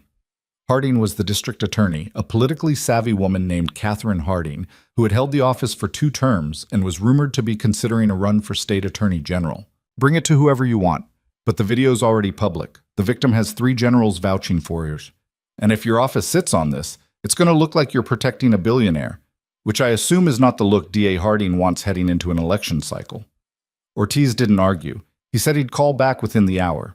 He called back in 22 minutes. Harding's authorized the warrant. We're going with aggravated assault on a healthcare worker. Enhanced penalties under Delaware Code, Title 11, Section 612. I'll coordinate with my team. When? This afternoon.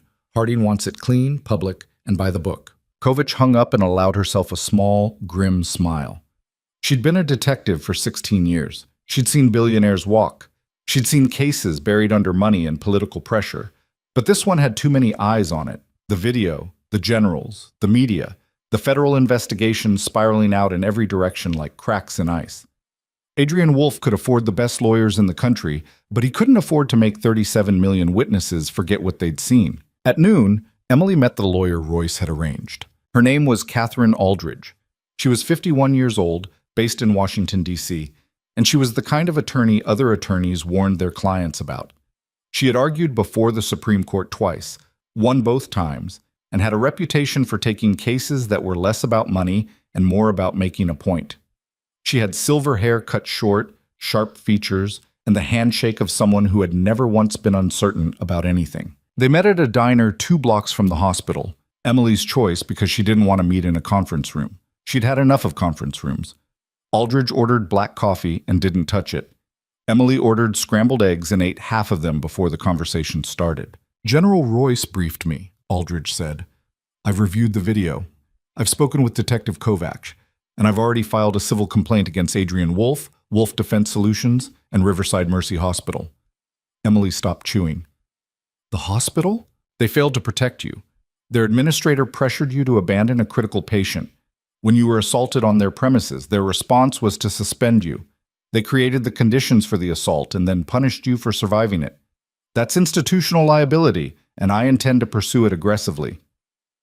Fisk is a bureaucrat, not a villain. Bureaucrats who enable villains don't get a pass because they were just following the money. He made a choice. He chose the donor over the nurse. There are consequences for that. Emily pushed her eggs around the plate. I don't want to destroy the hospital. People depend on it. Patients, staff. I'm not trying to destroy the hospital. I'm trying to make it better. Sometimes the only way to fix an institution is to hold it accountable for what it allowed. Emily looked at her. Aldridge looked back. Neither of them blinked. What do you need from me? Emily asked. Your testimony. Your military records, which Royce has already authorized for release, your medical records from last night showing the injury, and your willingness to stand in front of a camera and tell the truth. I'm not good with cameras. You don't need to be good. You need to be honest. In my experience, honest wins. Emily took a breath. She thought about Zola. She thought about Keisha. She thought about Marcus and Denise and Patel and every nurse who had ever been told to know their place. Okay? Good. Now eat your eggs. It's going to be a long day. It was. At 3:47 p.m., a convoy of unmarked sedans pulled up to the main entrance of Wolfe Defense Solutions headquarters. 6 FBI agents in dark suits stepped out, accompanied by 2 DOJ attorneys carrying bankers' boxes. They walked through the lobby, past the reception desk where the same receptionist who had taken last night's message sat with her mouth slightly open, and into the elevator. They didn't need to announce themselves. The warrants had been served electronically to Slade's office 30 minutes prior. Federal search warrant for all records related to DoD contracts. Seizure order for financial documents pertaining to the Anvil program. Subpoena for internal communications regarding cost reporting on the Sentinel procurement. Stuart Vance met them on the 14th floor with the filing cabinets already open. He had made his decision sometime between breakfast and lunch. Cooperate fully, withhold nothing, and make sure his own flagged memos were front and center in every box the agents touched. On the 72nd floor, Wolfe watched from his window as the agents carried boxes through the lobby below. From up here, they looked small, insignificant, ants carrying crumbs from his table, but the table was shaking. His phone rang. Raymond Pike, the board chairman. The board meeting is moved to this afternoon, 4 o'clock. Don't be late. Raymond, the FBI is in my building. I know. That's why we moved the meeting. The line went dead. Wolfe set the phone down. He looked at the bourbon on his desk, the same bottle from last night, still a third full, and for the first time, he didn't pour a glass. Alcohol was for celebration or for numbing. He needed neither right now. He needed clarity. He needed to think. But thinking required an honest assessment of the situation, and honest assessments were not Adrian Wolf's specialty. He had spent his career constructing a version of reality that served his interests, inflated projections, managed narratives, curated relationships. He had done it so long and so successfully that he had forgotten the difference between what was real and what he had built. The contracts were clean. The books were in order. The nurse was nobody. These were the things he had told himself, and he had believed them the way he believed everything he said. Automatically, completely, without the inconvenient intrusion of doubt. The doubt was intruding now. At 4 p.m., the board convened in the executive conference room on the 71st floor. 12 directors seated around a table made of reclaimed wood that Wolf had personally selected because it projected authority with environmental consciousness, his designer's words which he'd liked at the time and which now seemed absurd. Raymond Pike sat at the head of the table. He didn't wait for pleasantries. Adrian, in the last 48 hours, this company has become the subject of a DOD Inspector General investigation, an FBI evidence seizure, a viral video viewed over 50 million times, a criminal assault charge against our CEO, and a civil lawsuit filed by a decorated military veteran. I'd like to hear how you plan to address this. Wolf stood at his end of the table. He was wearing his best suit. He had rehearsed. He had notes. He had Slade sitting 3 chairs to his left with a legal pad full of talking points. None of it mattered. The room had already decided.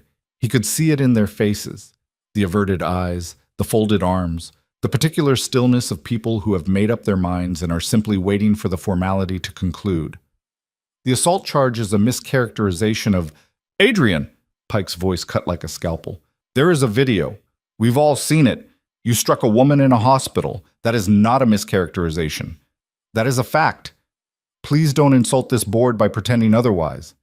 Wolf's mouth closed, opened again, closed. The federal investigations are separate from... They are not separate. They were triggered by the same event.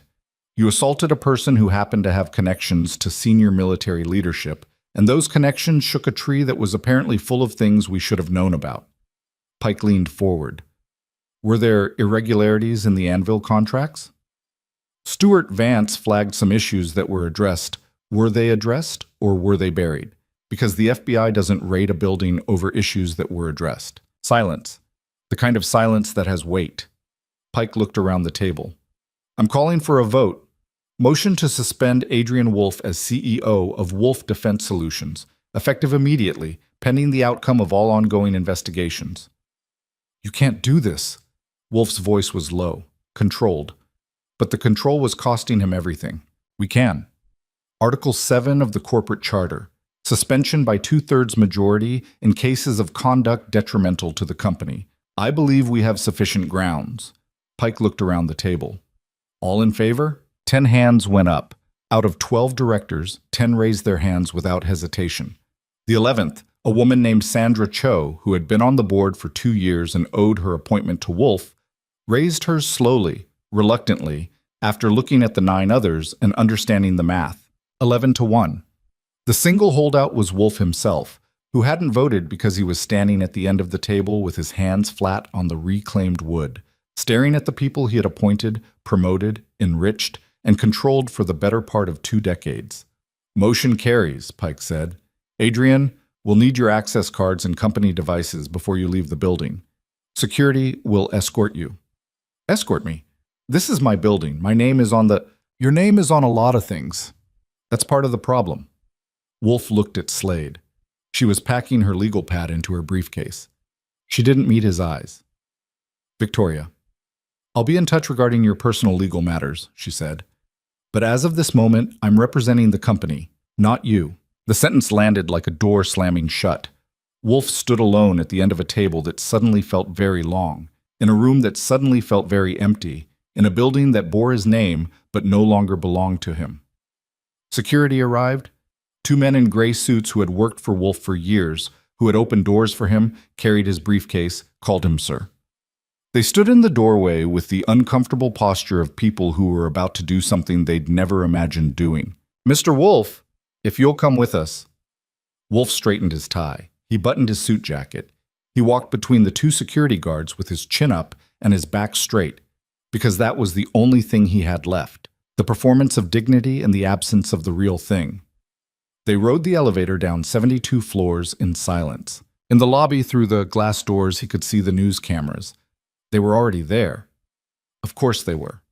Someone on the board had leaked the vote before the meeting was even over, because that's what boards do when they want to send a message. The doors opened. The cameras surged forward. Lights, microphones, voices shouting his name. Mr. Wolf, can you comment on the FBI investigation? Mr. Wolf, have you been in contact with the nurse you assaulted? Mr. Wolf, is it true the board has removed you? He said nothing. He walked through the gauntlet to a black SUV that his driver had pulled to the curb. He got in. The door closed. The cameras pressed against the tinted windows like fish against glass. As the SUV pulled away from the building, his building, the building with his name on it in letters 4 feet tall, Adrian Wolf's phone buzzed with a news alert. He looked at it. Breaking, Collinsport D. A files aggravated assault charges against defense. CEO Adrian Wolf. Arrest warrant issued. He stared at the screen. The SUV turned onto Market Street. Through the window, he could see the hospital, Riverside Mercy, 6 blocks north. Its rooftop helipad empty now, but its parking lot full of news vans and satellite trucks. 6 blocks. That was the distance between his penthouse office and the emergency room where a nurse had told him no. 6 blocks between the most powerful man in Collinsport and the woman who had ended his career with 2 letters. His phone buzzed again. This time it was Slade. No, not Slade. She wasn't his attorney anymore. It was a number he didn't recognize. He answered. Mr. Wolf, this is Detective Anna Kovac with the Collinsport Police Department. I'm calling to inform you that a warrant has been issued for your arrest on charges of aggravated assault. I'm advising you to surrender yourself at the Collinsport Police Department within the next 2 hours. If you do not surrender voluntarily, officers will be dispatched to take you into custody. The SUV stopped at a red light. Outside, a woman in scrubs was crossing the street. Not Emily, just a nurse, just someone heading to work, someone whose name nobody knew and whose job nobody noticed until they needed it. Wolf watched her cross, and something in his chest tightened in a way that had nothing to do with bourbon or boards or FBI agents. Mr. Wolf, are you there? He was there. He just didn't have anywhere left to go. I'll be there in 90 minutes, Wolf said, and ended the call before Kovac could respond. The SUV driver glanced in the rearview mirror. Where to, Mr. Wolf? Wolf didn't answer immediately. He looked out the window at the city he'd shaped, the buildings, the parks, the hospital wing with his name etched in granite above the entrance. $12 million. That's what his generosity had cost him. That's what had bought him the confidence to walk into an emergency room and expect the world to rearrange itself around his needs. Home, he said finally. The penthouse was 72 floors of glass and steel and carefully curated emptiness.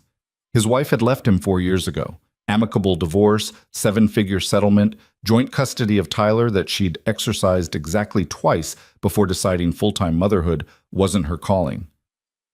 Tyler lived here now, technically, in a bedroom on the east wing that he occupied like a hotel guest passing through. The boy was at school. Wolf was alone. He stood in the living room that cost more to furnish than most people made in 5 years and realized he had no idea what to pack for jail. Did you pack for jail? Did they let you bring things? He'd never considered the question because he'd never imagined needing the answer. His phone rang again, a different number. He almost didn't answer, but habit overrode judgment. Adrian Wolf. Mr. Wolf, this is Mitchell Grayson. I'm a partner at Grayson and Hartwell in Washington. Victoria Slade asked me to contact you regarding representation for the criminal charges. Criminal charges. The words sat in his mouth like broken glass. What's your rate? $800 an hour, but for a case of this profile, we'd be looking at a flat retainer. $250,000 to start. Wolf didn't blink.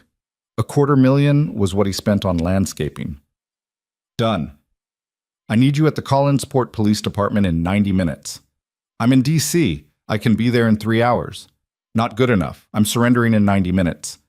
Mr. Wolf, I strongly advise against surrendering without counsel present. and I strongly advise you to get in a car and drive. Bill me for travel time. Bill me double.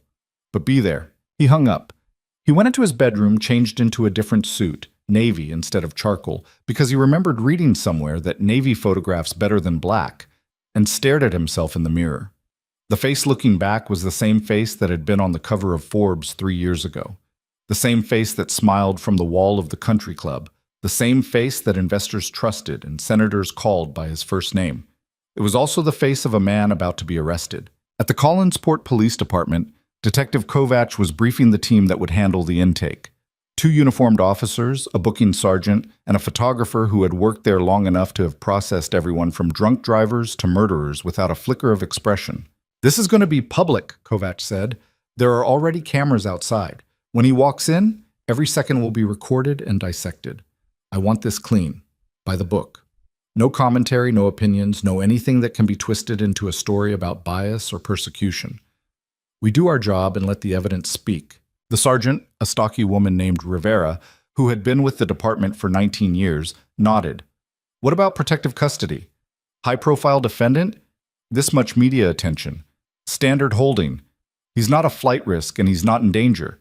He's a man who hit a nurse and got caught. Treat him the same as anyone else." At 5:47 p.m., a black SUV pulled into the parking lot of the Collinsport Police Department. Wolf stepped out before the driver could open his door. He'd timed it deliberately, late enough that the news crews had been waiting for over an hour, early enough that he could claim cooperation. The cameras surged forward like a single organism. He walked past them without speaking. He'd been coached, never by Grayson, who hadn't arrived yet, but by instinct and years of managing his public image. Head up, eyes forward, no expression that could be captioned as arrogant or fearful, just a man walking into a building. Inside, Kovacs was waiting. "Mr. Wolf? Thank you for coming in voluntarily." He almost said "you're welcome," caught himself, said nothing instead. "I'll need you to surrender any personal belongings, wallet, phone, watch, belt, jewelry." He handed over his phone first. The newest model, $1,800, unlocked with his face. Kovacs dropped it into a plastic bin without ceremony. His watch, a Patek Philippe his father had given him on his 30th birthday, went next. His wallet, his belt, which he hadn't considered until Rivera pointed at it. Shoelaces, too. "You can't be serious." Standard protocol. He bent down and untied his shoes. Italian leather, custom-made, $900. He pulled the laces free and dropped them in the bin with everything else he'd spent his life accumulating. When he straightened up, his pants sagged slightly at the waist and his shoes felt loose on his feet. Rivera led him to booking. Fingerprints first. Each finger rolled across the scanner with the mechanical efficiency of a process that had been performed 10,000 times. Then photographs. Front, left profile, right profile. The camera flashed in his eyes and left purple afterimages that floated across his vision like ghosts. Height, 6'2". Weight, 190. Medical conditions, none. Medications, none. Rivera typed it all into a computer that looked older than she was. The keyboard clacked with each keystroke, a sound Wolf associated with secretaries and assistants, people whose job was to type while he talked. Now he was the one being typed about. "You'll be held pending arraignment. That'll likely be tomorrow morning. You have the right to make a phone call." He'd already made it. Grayson was somewhere on I-95, racing north. Wolf declined the phone call and was led to a holding cell, 8 feet by 6 feet, concrete bench, steel toilet, smell of industrial cleaner that didn't quite cover the smell underneath it. The door closed. The lock engaged with a sound like a period at the end of a sentence. Wolf sat on the bench. He'd been in this building before, 5 years ago, for a charity event, where he'd handed the department a check for new equipment. The chief had shaken his hand in front of cameras and called him a pillar of the community. Wolf wondered if that chief was still here, wondered if he was watching this on the monitor system, enjoying the irony. Outside, the media had the story. By 6 p.m., every major outlet was running it. The headlines varied, but the core was the same. Billionaire Defense CEO arrested for assault on decorated combat veteran. Some included the video. All included Emily's military record. Royce had made sure of that. The Silver Star, the 3 tours, the 11 soldiers she'd saved. The narrative was locked in now, cast in concrete. Powerful man hits powerless woman. Turns out woman was never powerless. Powerful man loses everything. It was a good story. People loved a good story. At Riverside Mercy Hospital, Emily was back at work. Fisk had called her at noon, stammering through an apology that sounded like it had been written by the legal team and delivered at gunpoint. The suspension was lifted. The hospital deeply regretted the misunderstanding. They valued her contributions and hoped she would return. Emily had listened to the whole thing without interrupting. When he finished, she said, "I want it in writing, the reinstatement, the apology, and a guarantee that no retaliation will occur against me or any staff member who supported me." "Of course, absolutely, I'll have that drafted. And I want Fisk's resignation." Silence on the other end. Then, "Emily, I don't have the authority to." "Then get someone who does. I'm not coming back to work for an administrator who chose money over patients. If the board wants me to drop the lawsuit and Catherine Aldridge assures me they very much do, then Fisk goes. Non-negotiable." She'd hung up before he could respond. The board had deliberated for 40 minutes. Fisk's resignation was announced at 3 p.m. By 4 p.m., Emily was back in scrubs, clocking in for the night shift like the previous 48 hours had been an interruption rather than an earthquake. The staff treated her differently now. Not with pity, she would have hated pity, but with a careful respect that felt like walking on eggshells. Denise hugged her hard enough to crack ribs. Marcus looked like he wanted to say something profound and settled for welcome back. Dr. Patel squeezed her shoulder and went back to work. The patients didn't know. They never knew. They came in with chest pain and broken bones and allergic reactions, and Emily treated them the same way she always had, quickly, competently, without fanfare. That was the job. That's what she'd signed up for. At 9 p.m., a man in his 50s came in with what he thought was indigestion, but what the EKG suggested was actually an inferior MI. Emily caught it, called it, got him to the cath lab within 20 minutes. He'd lived because she'd been paying attention. No cameras, no headlines, just a life saved in the middle of a shift. That felt better than anything else that had happened all week. Across town, Adrian Wolf's arraignment was scheduled for 9 a.m. the following morning. Grayson had arrived at the police department at 8:43 p.m., 3 hours and 43 minutes after Wolf had surrendered, and had spent 30 minutes with his new client in a conference room that smelled like old coffee and defeated optimism. "They have you on video striking a healthcare worker," Grayson said without preamble. "The victim has 3 generals vouching for her character. The DA has 11 witnesses.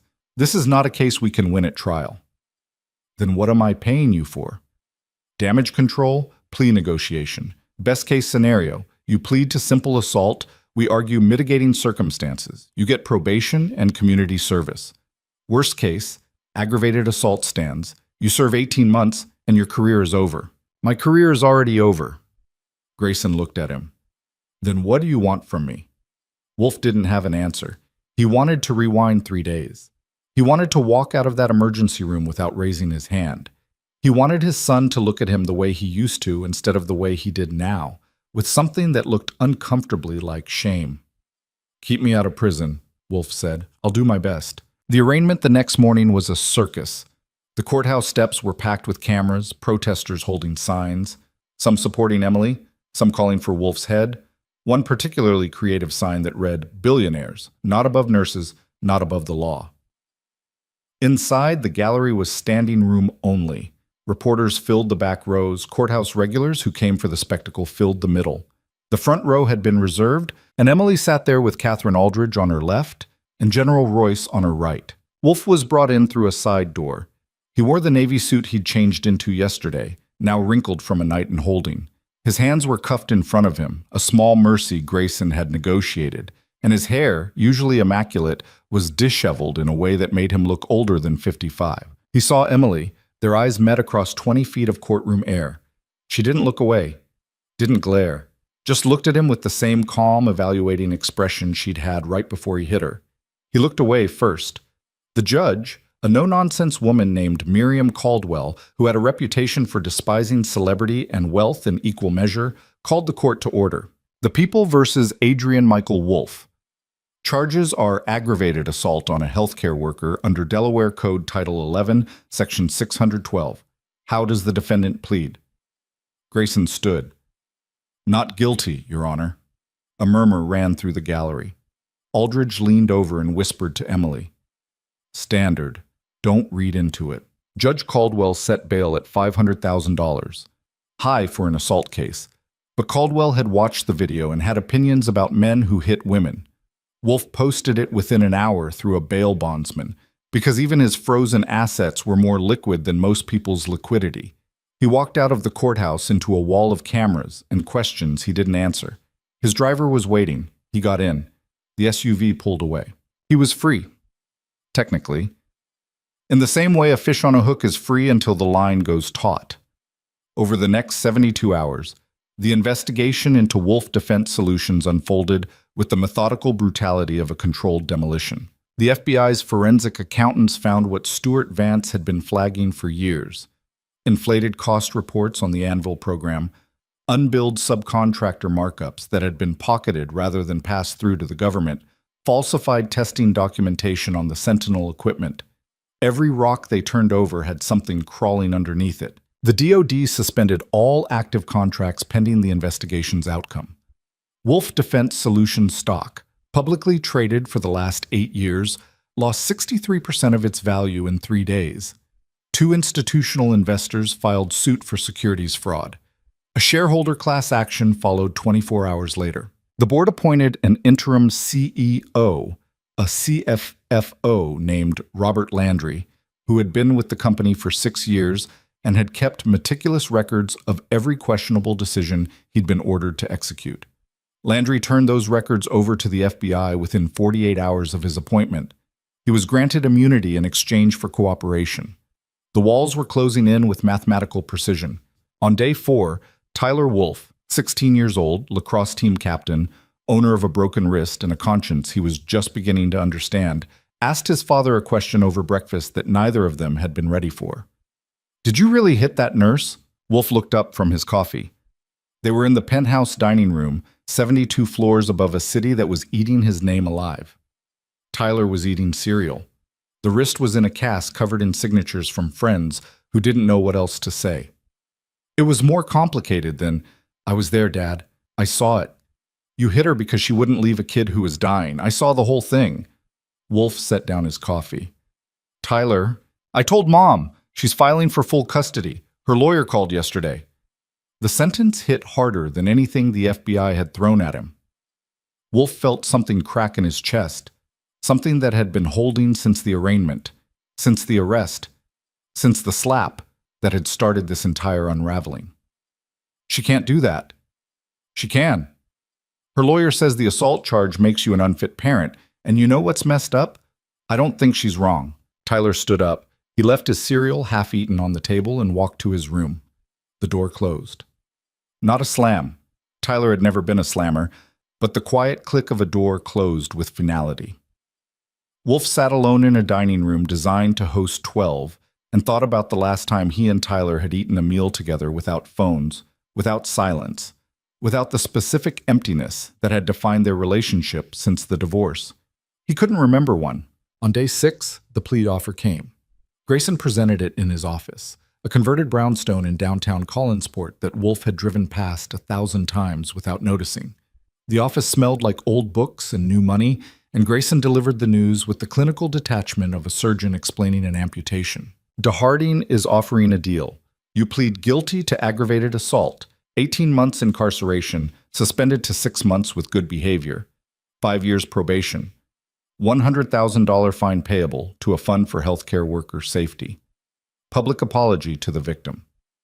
And you agree not to contact Emily Carter or any Riverside Mercy staff for the duration of your probation. And if I don't take it, we go to trial. You lose.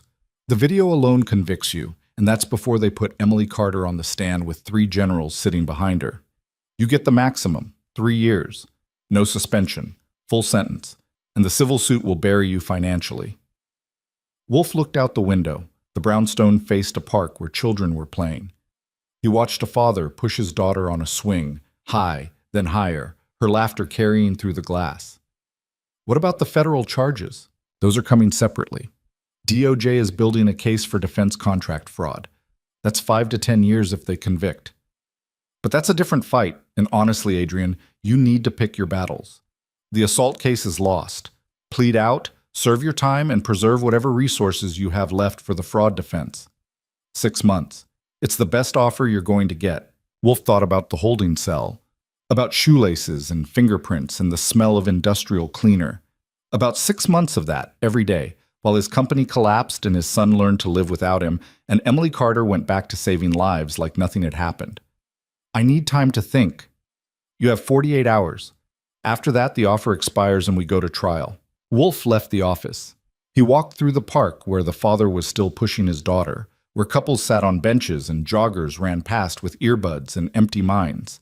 He walked for an hour without destination, and somewhere around the fountain near the east gate, he realized he'd been walking in circles. He pulled out his phone, a replacement, since the police still had his original, and opened the news app. The headlines were a chronological record of his dismantling. Wolf Defense Solutions stock plummets amid fraud probe, FBI expands investigation into defense contractor. Decorated nurse speaks out. No one is above the law. He clicked the last one. It was an interview with Emily, recorded outside the hospital. She was in scrubs, mid-shift, and the reporter had caught her during what looked like a break. She looked tired. The bruise on her face had faded to yellow-green. Miss Carter, how do you feel about Adrian Wolf's arrest? I don't feel anything about Adrian Wolf. I feel good about the fact that the legal system is working the way it's supposed to. I feel good about the fact that the people I work with stood up for me. I feel good about the fact that I'm back doing my job. There are reports that you're planning to sue the hospital as well. My attorney is handling that. I'm focused on patient care. Do you have anything to say to Mr. Wolf? Emily looked directly at the camera. Wolf, watching on a park bench 3 miles away, felt the look like a physical thing. I hope he learns something from this. I hope he understands that power doesn't make you right. It just makes you loud. The clip ended.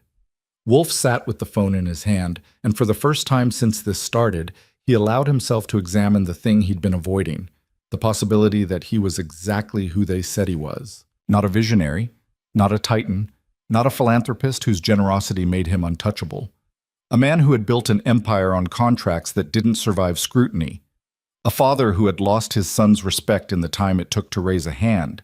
A person who had looked at a nurse saving a child's life and seen nothing worth respecting. He'd spent his entire adult life accumulating power. And in 3 days, a woman who owned almost nothing had taken it all apart by refusing to move when he told her to. The irony was sharp enough to draw blood. On day 7, Emily received a call from Catherine Aldridge. The hospital settled, full apology, policy reforms, $250,000, and a guarantee that Gerald Fisk will never work in hospital administration again. Emily was in her car, parked outside her apartment.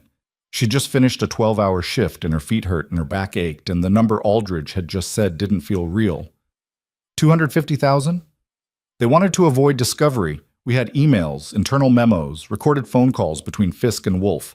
The hospital's exposure was significant. They folded fast. What about the criminal case? Grayson contacted me this morning. Wolf is taking the plea, 6 months incarceration, 5 years probation, public apology, restitution. He'll be sentenced in 2 weeks. Emily leaned her head against the steering wheel. She'd won, completely, publicly, in every way that mattered. Wolf was going to prison. The hospital had paid. The world knew her story. So why did it feel like something was still missing? Emily, you there? Yeah, I'm here. This is a good outcome, better than good. You took on a billionaire and won. I didn't do it alone. No. But you started it. You said no when everyone else was ready to say yes. Emily hung up. She sat in her car in the parking lot of a building with a broken radiator and a super who left mail in the wrong boxes. And she thought about the fact that in 2 weeks, she'd stand in a courtroom and hear Adrian Wolf apologize to her in front of a judge and a room full of people who would record every word. She thought it should feel better than it did. 2 weeks later, the sentencing hearing was packed. Same courthouse, same judge, same gallery full of reporters and protesters and people who came because they wanted to see how the story ended. Wolf stood before Judge Caldwell in a suit that fit better than the wrinkled navy from the arraignment, but still looked wrong on him, like armor that didn't quite cover the places it needed to. Grayson stood beside him. Emily sat in the front row with Aldridge, Royce, Holt, and Thane. Judge Caldwell read the plea agreement aloud. Guilty plea to aggravated assault. 6 months incarceration. Probation. Restitution. She looked at Wolf over her reading glasses. Mr. Wolf, do you understand the terms of this agreement? Yes, Your Honor. And you enter this plea freely and voluntarily? Yes. Before I accept this plea, I want to hear from the victim. Ms. Carter, you have the right to make a statement. Emily stood. She'd prepared remarks. Aldridge had helped her draft them. But when she reached the podium, she set the paper down and didn't look at it. I didn't ask for any of this, she said. I didn't ask to be hit. I didn't ask to become a story. I didn't ask for 3 generals to fly across the country, or for millions of people to watch a video of the worst moment of my week. What I asked for, what I have always asked for, is to be allowed to do my job, to take care of people who are hurt and scared and need help. That's it. That's all I wanted. She looked at Wolf. He was looking at the floor. You hit me because I wouldn't abandon a dying child for your convenience. You thought that was acceptable because you had money and I didn't. You thought I was nobody. And maybe by your definition I am. I don't have buildings with my name on them. I don't have senators on speed dial. But I have something you don't. I have the respect of the people I work with because they know that when it mattered, I stayed. Judge Caldwell was watching her with an expression that might have been approval. I'm not here for revenge, Emily continued. I'm here because what happened to me happens to healthcare workers every single day. We get hit, we get threatened, we get treated like servants by people who think money makes them gods. And usually, nothing happens. The patient gets discharged, the staff files a report that goes nowhere, and we go back to work. But this time, this one time, something different happened. Someone with power decided to use it for something other than protecting themselves.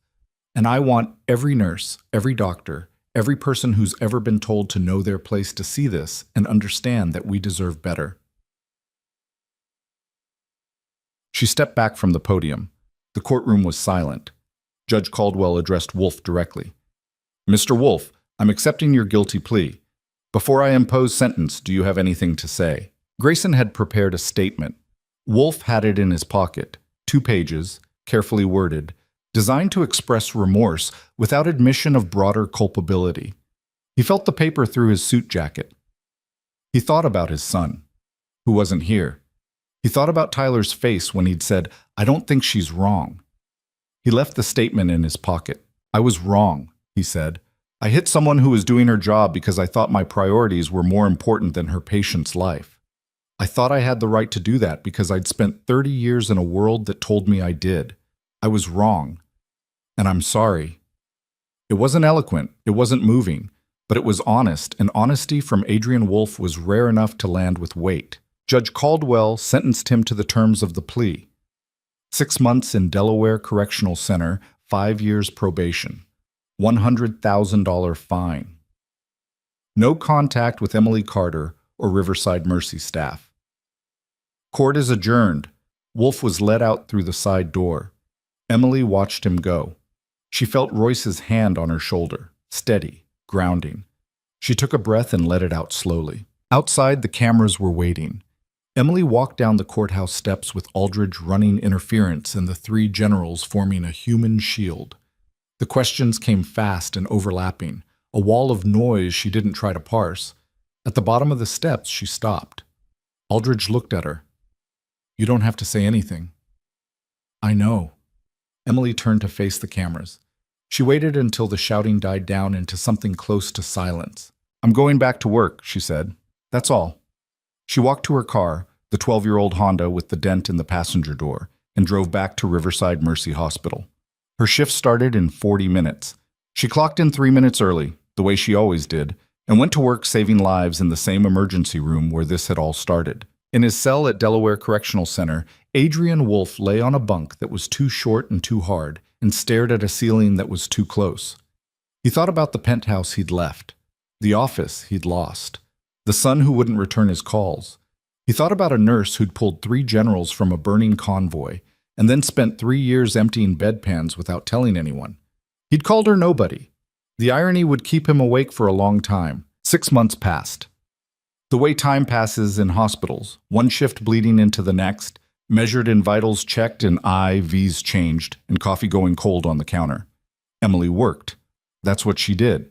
That's what she'd always done. The settlement money sat in her bank account like a foreign object. $250,000. She'd stared at the number on her phone app for 20 minutes the day it cleared, trying to make it feel real. It didn't. Money that size belonged to other people.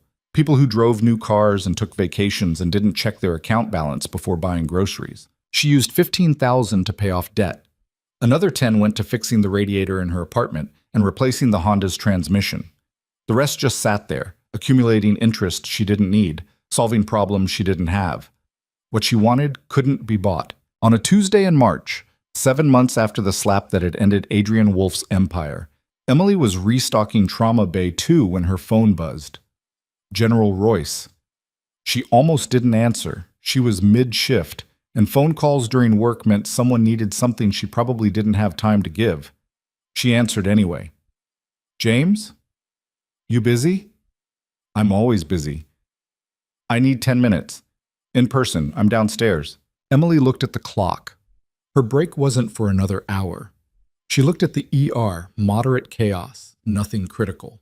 Dr. Ramos handling a chest pain in Bay 4. Give me 5. She found him in the hospital lobby, standing near the windows in dress uniform. Not the full ceremonial blues, just the standard duty uniform that said, I'm working, not performing. He had a folder under his arm. You couldn't call? Emily asked. This needed to be face-to-face. They walked outside to a bench in the small courtyard that nobody used because it faced the parking garage and smelled faintly of exhaust. Royce sat. Emily didn't. The VA is launching a new program, he said, Combat Medic Transition Initiative. The idea is to help former military medical personnel move into civilian healthcare without the usual bureaucratic nightmare. Fast-track certifications, tuition assistance for advanced degrees, placement support. They want someone to run the East Coast Division. Good. It's needed. They want you. Emily looked at him. I have a job. You have a job that pays $42,000 a year for 12-hour shifts where you get threatened by patients and ignored by administrators. This would pay triple. Better benefits. And you'd be helping people who did what you did, saved lives in impossible places, find their footing when they come home. I'm not an administrator, James. I'm a nurse. You're a Silver Star recipient who just took down a billionaire by refusing to move. You think that doesn't qualify you to run a program? Emily sat down. The bench was cold through her scrubs. Why me? Because every combat medic in the VA system saw what happened to you. They saw someone try to make you invisible, and they saw you refuse. You're not just qualified, Emily. You're the message. The folder was in his lap. He handed it to her. Inside were program details, salary figures, a draft job description that used words like leadership and strategic vision, words that felt like they belonged to someone else's life. I need to think about it. You have a week. After that, they're interviewing other candidates. Royce stood. He put a hand on her shoulder, the same gesture he'd used in the ER 7 months ago, the same steady pressure that said, I've got you whether you want me to or not. You spent 3 years hiding, Emily. You did good work. You saved lives. But you were hiding. Maybe it's time to stop. He left. Emily sat on the cold bench with the folder in her lap and the parking garage exhaust in her nose, and she thought about the fact that he was right. She'd come home from 3 tours and chosen the quietest corner she could find. She'd taken a job where nobody asked questions and nobody expected speeches. She'd built a life small enough to fit inside her control, and she'd told herself it was enough. It had been enough, until a man with too much money and too little sense had reminded her that quiet didn't mean safe. Invisible didn't mean protected. She went back inside. She finished her shift. She went home to the apartment with the fixed radiator and sat at the kitchen table with the folder open in front of her. The salary was real. The benefits were real.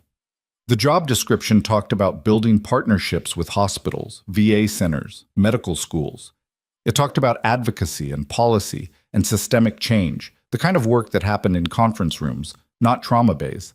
She hated conference rooms, but she thought about Marcus, 26 years old, 11 months into nursing, shaking hands and a phone he'd used to record the truth when nobody else would.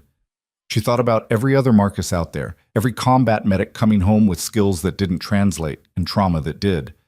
She thought about what Royce had said. You're the message. She called Catherine Aldridge. I need advice. That's what I'm here for. Emily explained the offer. Aldridge listened without interrupting. What's holding you back? Aldridge asked when she finished. I'm good at what I do. Here, in the ER.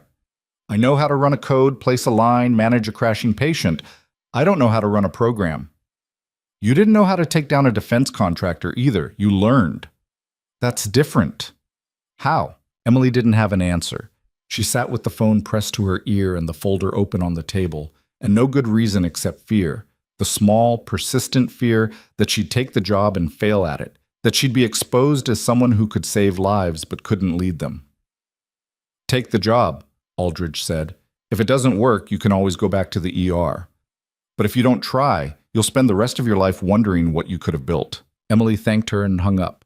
She stared at the folder for another hour. Then she picked up her phone and called the number Royce had left on the inside cover. A woman answered. Professional voice, military efficiency. VA East Coast Division, Major Carver speaking. This is Emily Carter. I'm calling about the transition initiative position. Ms. Carter, we've been hoping to hear from you. When can you come in for an interview? Emily looked around her apartment. The radiator clanked. The faucet dripped. The window had a crack she'd been meaning to fix for 2 years. Tomorrow, Emily said. She interviewed on a Thursday. The panel consisted of 3 people: Major Carver, a VA administrator named Douglas Webb, and a former Army surgeon named Dr. Ramona Vega, who had lost her left hand in Fallujah and now ran a prosthetics research program out of Walter Reed. They asked her about her combat experience, her transition to civilian healthcare, her thoughts on the barriers medics faced when they came home. She answered honestly, without the polished language of someone who'd prepared. She talked about the absurdity of having to retake a CPR certification she'd performed under fire, about friends who'd saved lives overseas and couldn't get hired at CVS because their military credentials didn't translate, about the specific kind of loneliness that came from being surrounded by people who'd never had to make the decisions you'd made. Dr. Vega leaned forward. What happened with Adrian Wolfe? Do you see that as relevant to this work? Emily considered the question. I think it showed that the system doesn't protect people just because they deserve it. It protects people who have power. Medics coming home don't have power. They have skills and trauma and a bureaucracy that doesn't care about either. If this program works, it's because we give them something the system won't. Someone who understands what they've been through and refuses to let them disappear. The panel exchanged glances. Major Carver made a note. When can you start?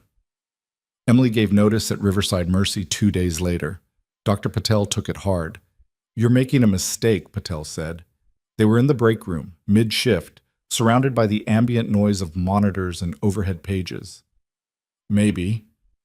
You're the best ER nurse I've ever worked with. You're throwing that away for a desk job. It's not a desk job. It's building something that didn't exist before. Patel shook her head. You belong here. In the ER. Saving lives.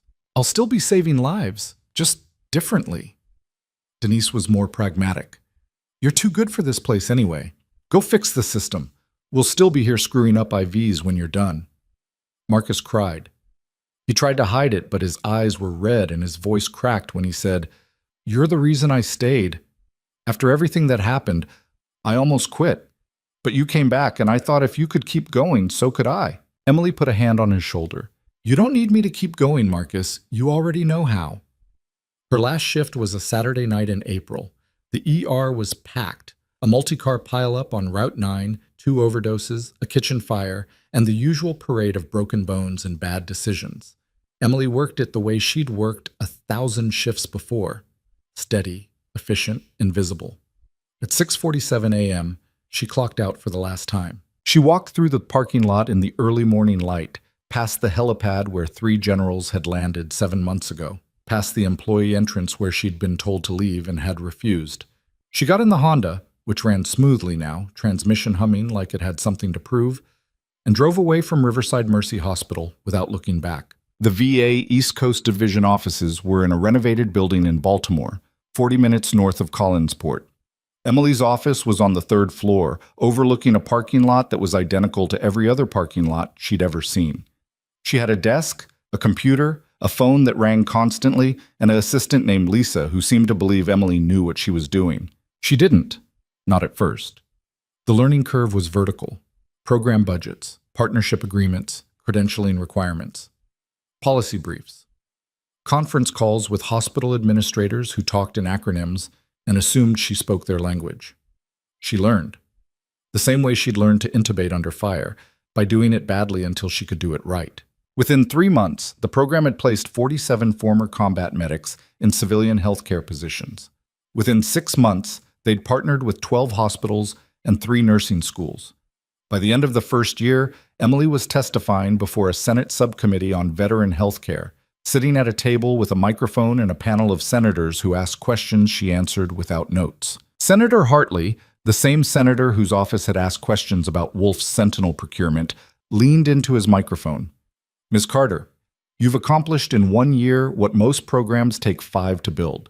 What do you attribute that success to? Emily thought about it.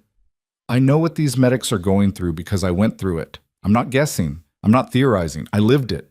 And when someone who's lived it tells you the system is broken, you don't have to convince them it needs fixing. You just have to give them tools and get out of their way. The subcommittee approved expanded funding. The program doubled. On a cold January morning, 18 months after she'd left Riverside Mercy, Emily received a call from an unfamiliar number. She almost let it go to voicemail. Her calendar was packed, she had a meeting in 20 minutes, and unknown numbers were usually robocalls. But something made her answer. Emily Carter. Miss Carter, this is Tyler Wolf. Emily stopped walking. She was in the hallway outside her office, coffee in one hand, phone in the other. She leaned against the wall. Tyler, I know you probably don't want to hear from me, and I get it. My dad, what he did. What do you need, Tyler? A pause. She could hear him breathing, working up to whatever he'd called to say. I'm 18 now. I graduate high school in May. I've been working with a recruiter. I want to enlist. Army medic. Emily closed her eyes. Does your father know? He's still in prison. He gets out in 2 months. I'll tell him then, but I wanted to tell you first. Why? Because what you did, standing up to him, not backing down, that's the first time I ever saw someone tell him no and mean it. And I've been thinking about it ever since, about what kind of person I want to be. I don't want to be him. Emily felt something tighten in her chest. Being a medic isn't about not being your father, Tyler. It's hard. It's ugly. You see things you can't unsee. I know. That's why I'm doing it, because someone should. She could have talked him out of it, could have told him about the convoy fires, the bleeding she couldn't stop, the names she still remembered when she woke up at 3 a.m. But she didn't, because he was 18 and searching for something his father's money couldn't buy. And who was she to tell him not to look? If you enlist, call me when you finish training. The program can help with placement when you transition out. Thank you, Ms. Carter. Emily. Thank you, Emily. He hung up. Emily stood in the hallway with her coffee going cold and thought about a 16-year-old kid with a broken wrist, watching his father hit a nurse and learning something about power that money couldn't teach. Adrian Wolf was released from Delaware Correctional Center on a Tuesday in March, 2 years after the slap that had dismantled his life. He walked out into a gray morning with a plastic bag containing the belongings he'd surrendered, wallet, watch, phone that no longer worked. No cameras. No reporters. The story had moved on. The internet had found newer villains. He took a bus to Collinsport. The city looked the same. His name was still on the hospital wing. They'd voted to remove it, but hadn't found the money yet. His building was still the tallest on the skyline, but none of it was his anymore. Wolf Defense Solutions had been dissolved. The assets sold to pay fines, settlements, and legal fees. The fraud trial had ended in a plea deal, 5 years probation, $10 million in restitution, permanent ban from federal contracting. He'd kept the penthouse, barely. Everything else was gone. Tyler was at college, University of Maryland, pre-med. They talked once a month. Careful conversations where neither of them mentioned the ER or the slap or the 18 months between arrest and release. Tyler had enlisted, served 4 years as a combat medic, come home and used the GI Bill to go to school. He told his father during a brief, awkward phone call that felt like talking to a stranger. Wolf had said he was proud. He'd meant it. Tyler had said thanks and ended the call. On a Saturday in June, 3 years after everything, Emily was speaking at a conference in Philadelphia. The audience was medical students, nursing students, former military personnel considering healthcare careers. She talked about transition challenges, about advocacy, about the particular strength required to walk into a room where nobody knows what you've survived and do your job anyway. During the Q&A, a young woman in the third row raised her hand. How do you handle people who don't respect what you do? Emily thought about Wolf, about Fisk, about every patient who'd ever screamed at her, every administrator who'd ever ignored her, every person who'd looked at a nurse and seen a servant. You do the job anyway, Emily said, not because they respect you, because the work matters more than their opinion. And if you're lucky, eventually they figure out that you were never working for their approval in the first place. The young woman nodded. Emily could see something shift in her face, a decision being made, a fear being set aside. After the conference, Emily drove back to Baltimore. She stopped at a diner near the harbor and ate a late lunch while reading reports on her laptop. The program was expanding again. West Coast Division, partnership with the Navy, preliminary talks with the Air Force.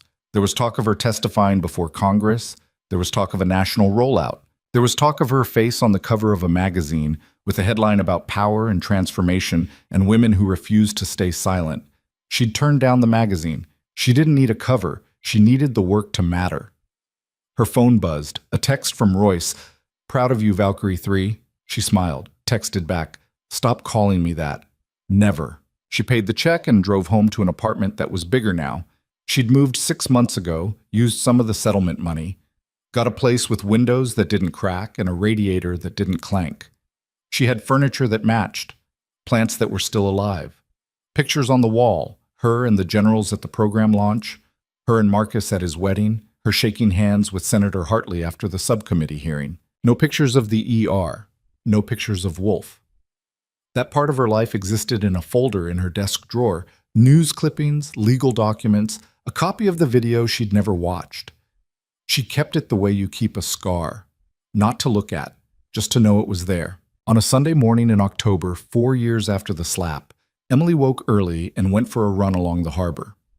The city was quiet. Sunrise painted the water in shades of copper and gold. Her phone was off. Her calendar was clear. She ran 5 miles, came home, showered, made coffee. She sat on her balcony with the coffee and her laptop and read through applications from the latest cohort of medics entering the program. 23 applications. 19 would be accepted. She read each one carefully, looking for the things that mattered. Not the credentials, not the commendations, but the sentences where they talked about why they wanted to keep going, why they'd chosen to save lives instead of taking them, why they believed, despite everything, that the work was worth it. She approved 18, flagged 4 for interviews, sent the decisions to Lisa with notes. Then she closed the laptop and sat with her coffee and watched the city wake up below her. Somewhere in Collinsport, Riverside Mercy was starting the day shift. Denise was probably yelling at someone. Marcus was probably placing an IV wrong and learning from it. Dr. Patel was probably ignoring her tablet while saving someone's life. Somewhere in that same city, Adrian Wolf was waking up in a penthouse that felt too big and too empty, managing probation requirements and trying to figure out what a person did when everything they'd built had been dismantled brick by brick by a woman they'd called nobody. Emily didn't think about him often. When she did, she didn't feel anger. She felt something closer to pity. He'd spent his whole life believing power was something you took. He'd never learned it was something you earned. She finished her coffee. She went inside.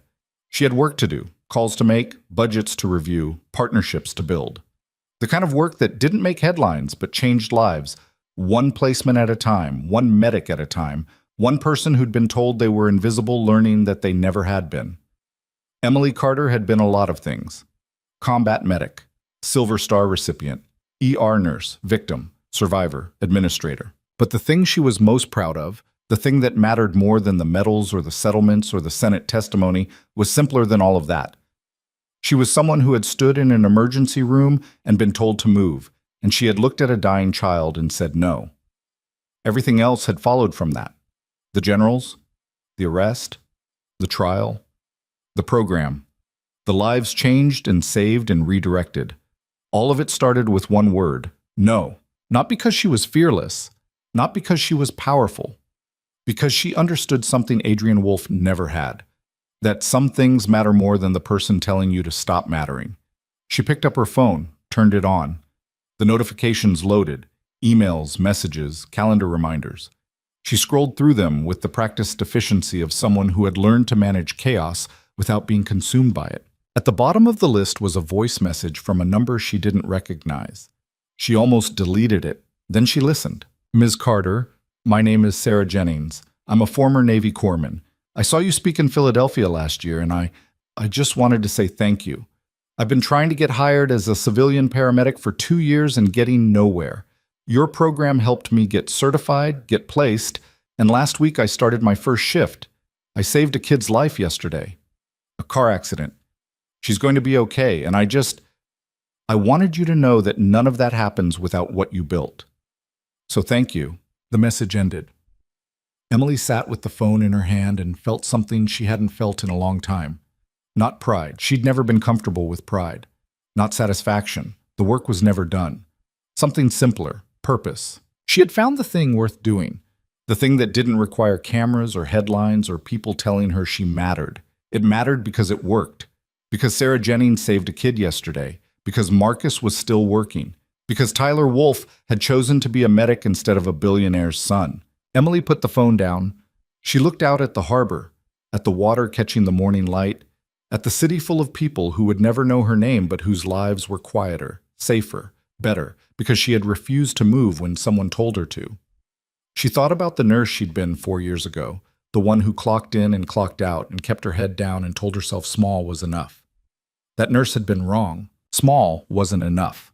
Small was survival.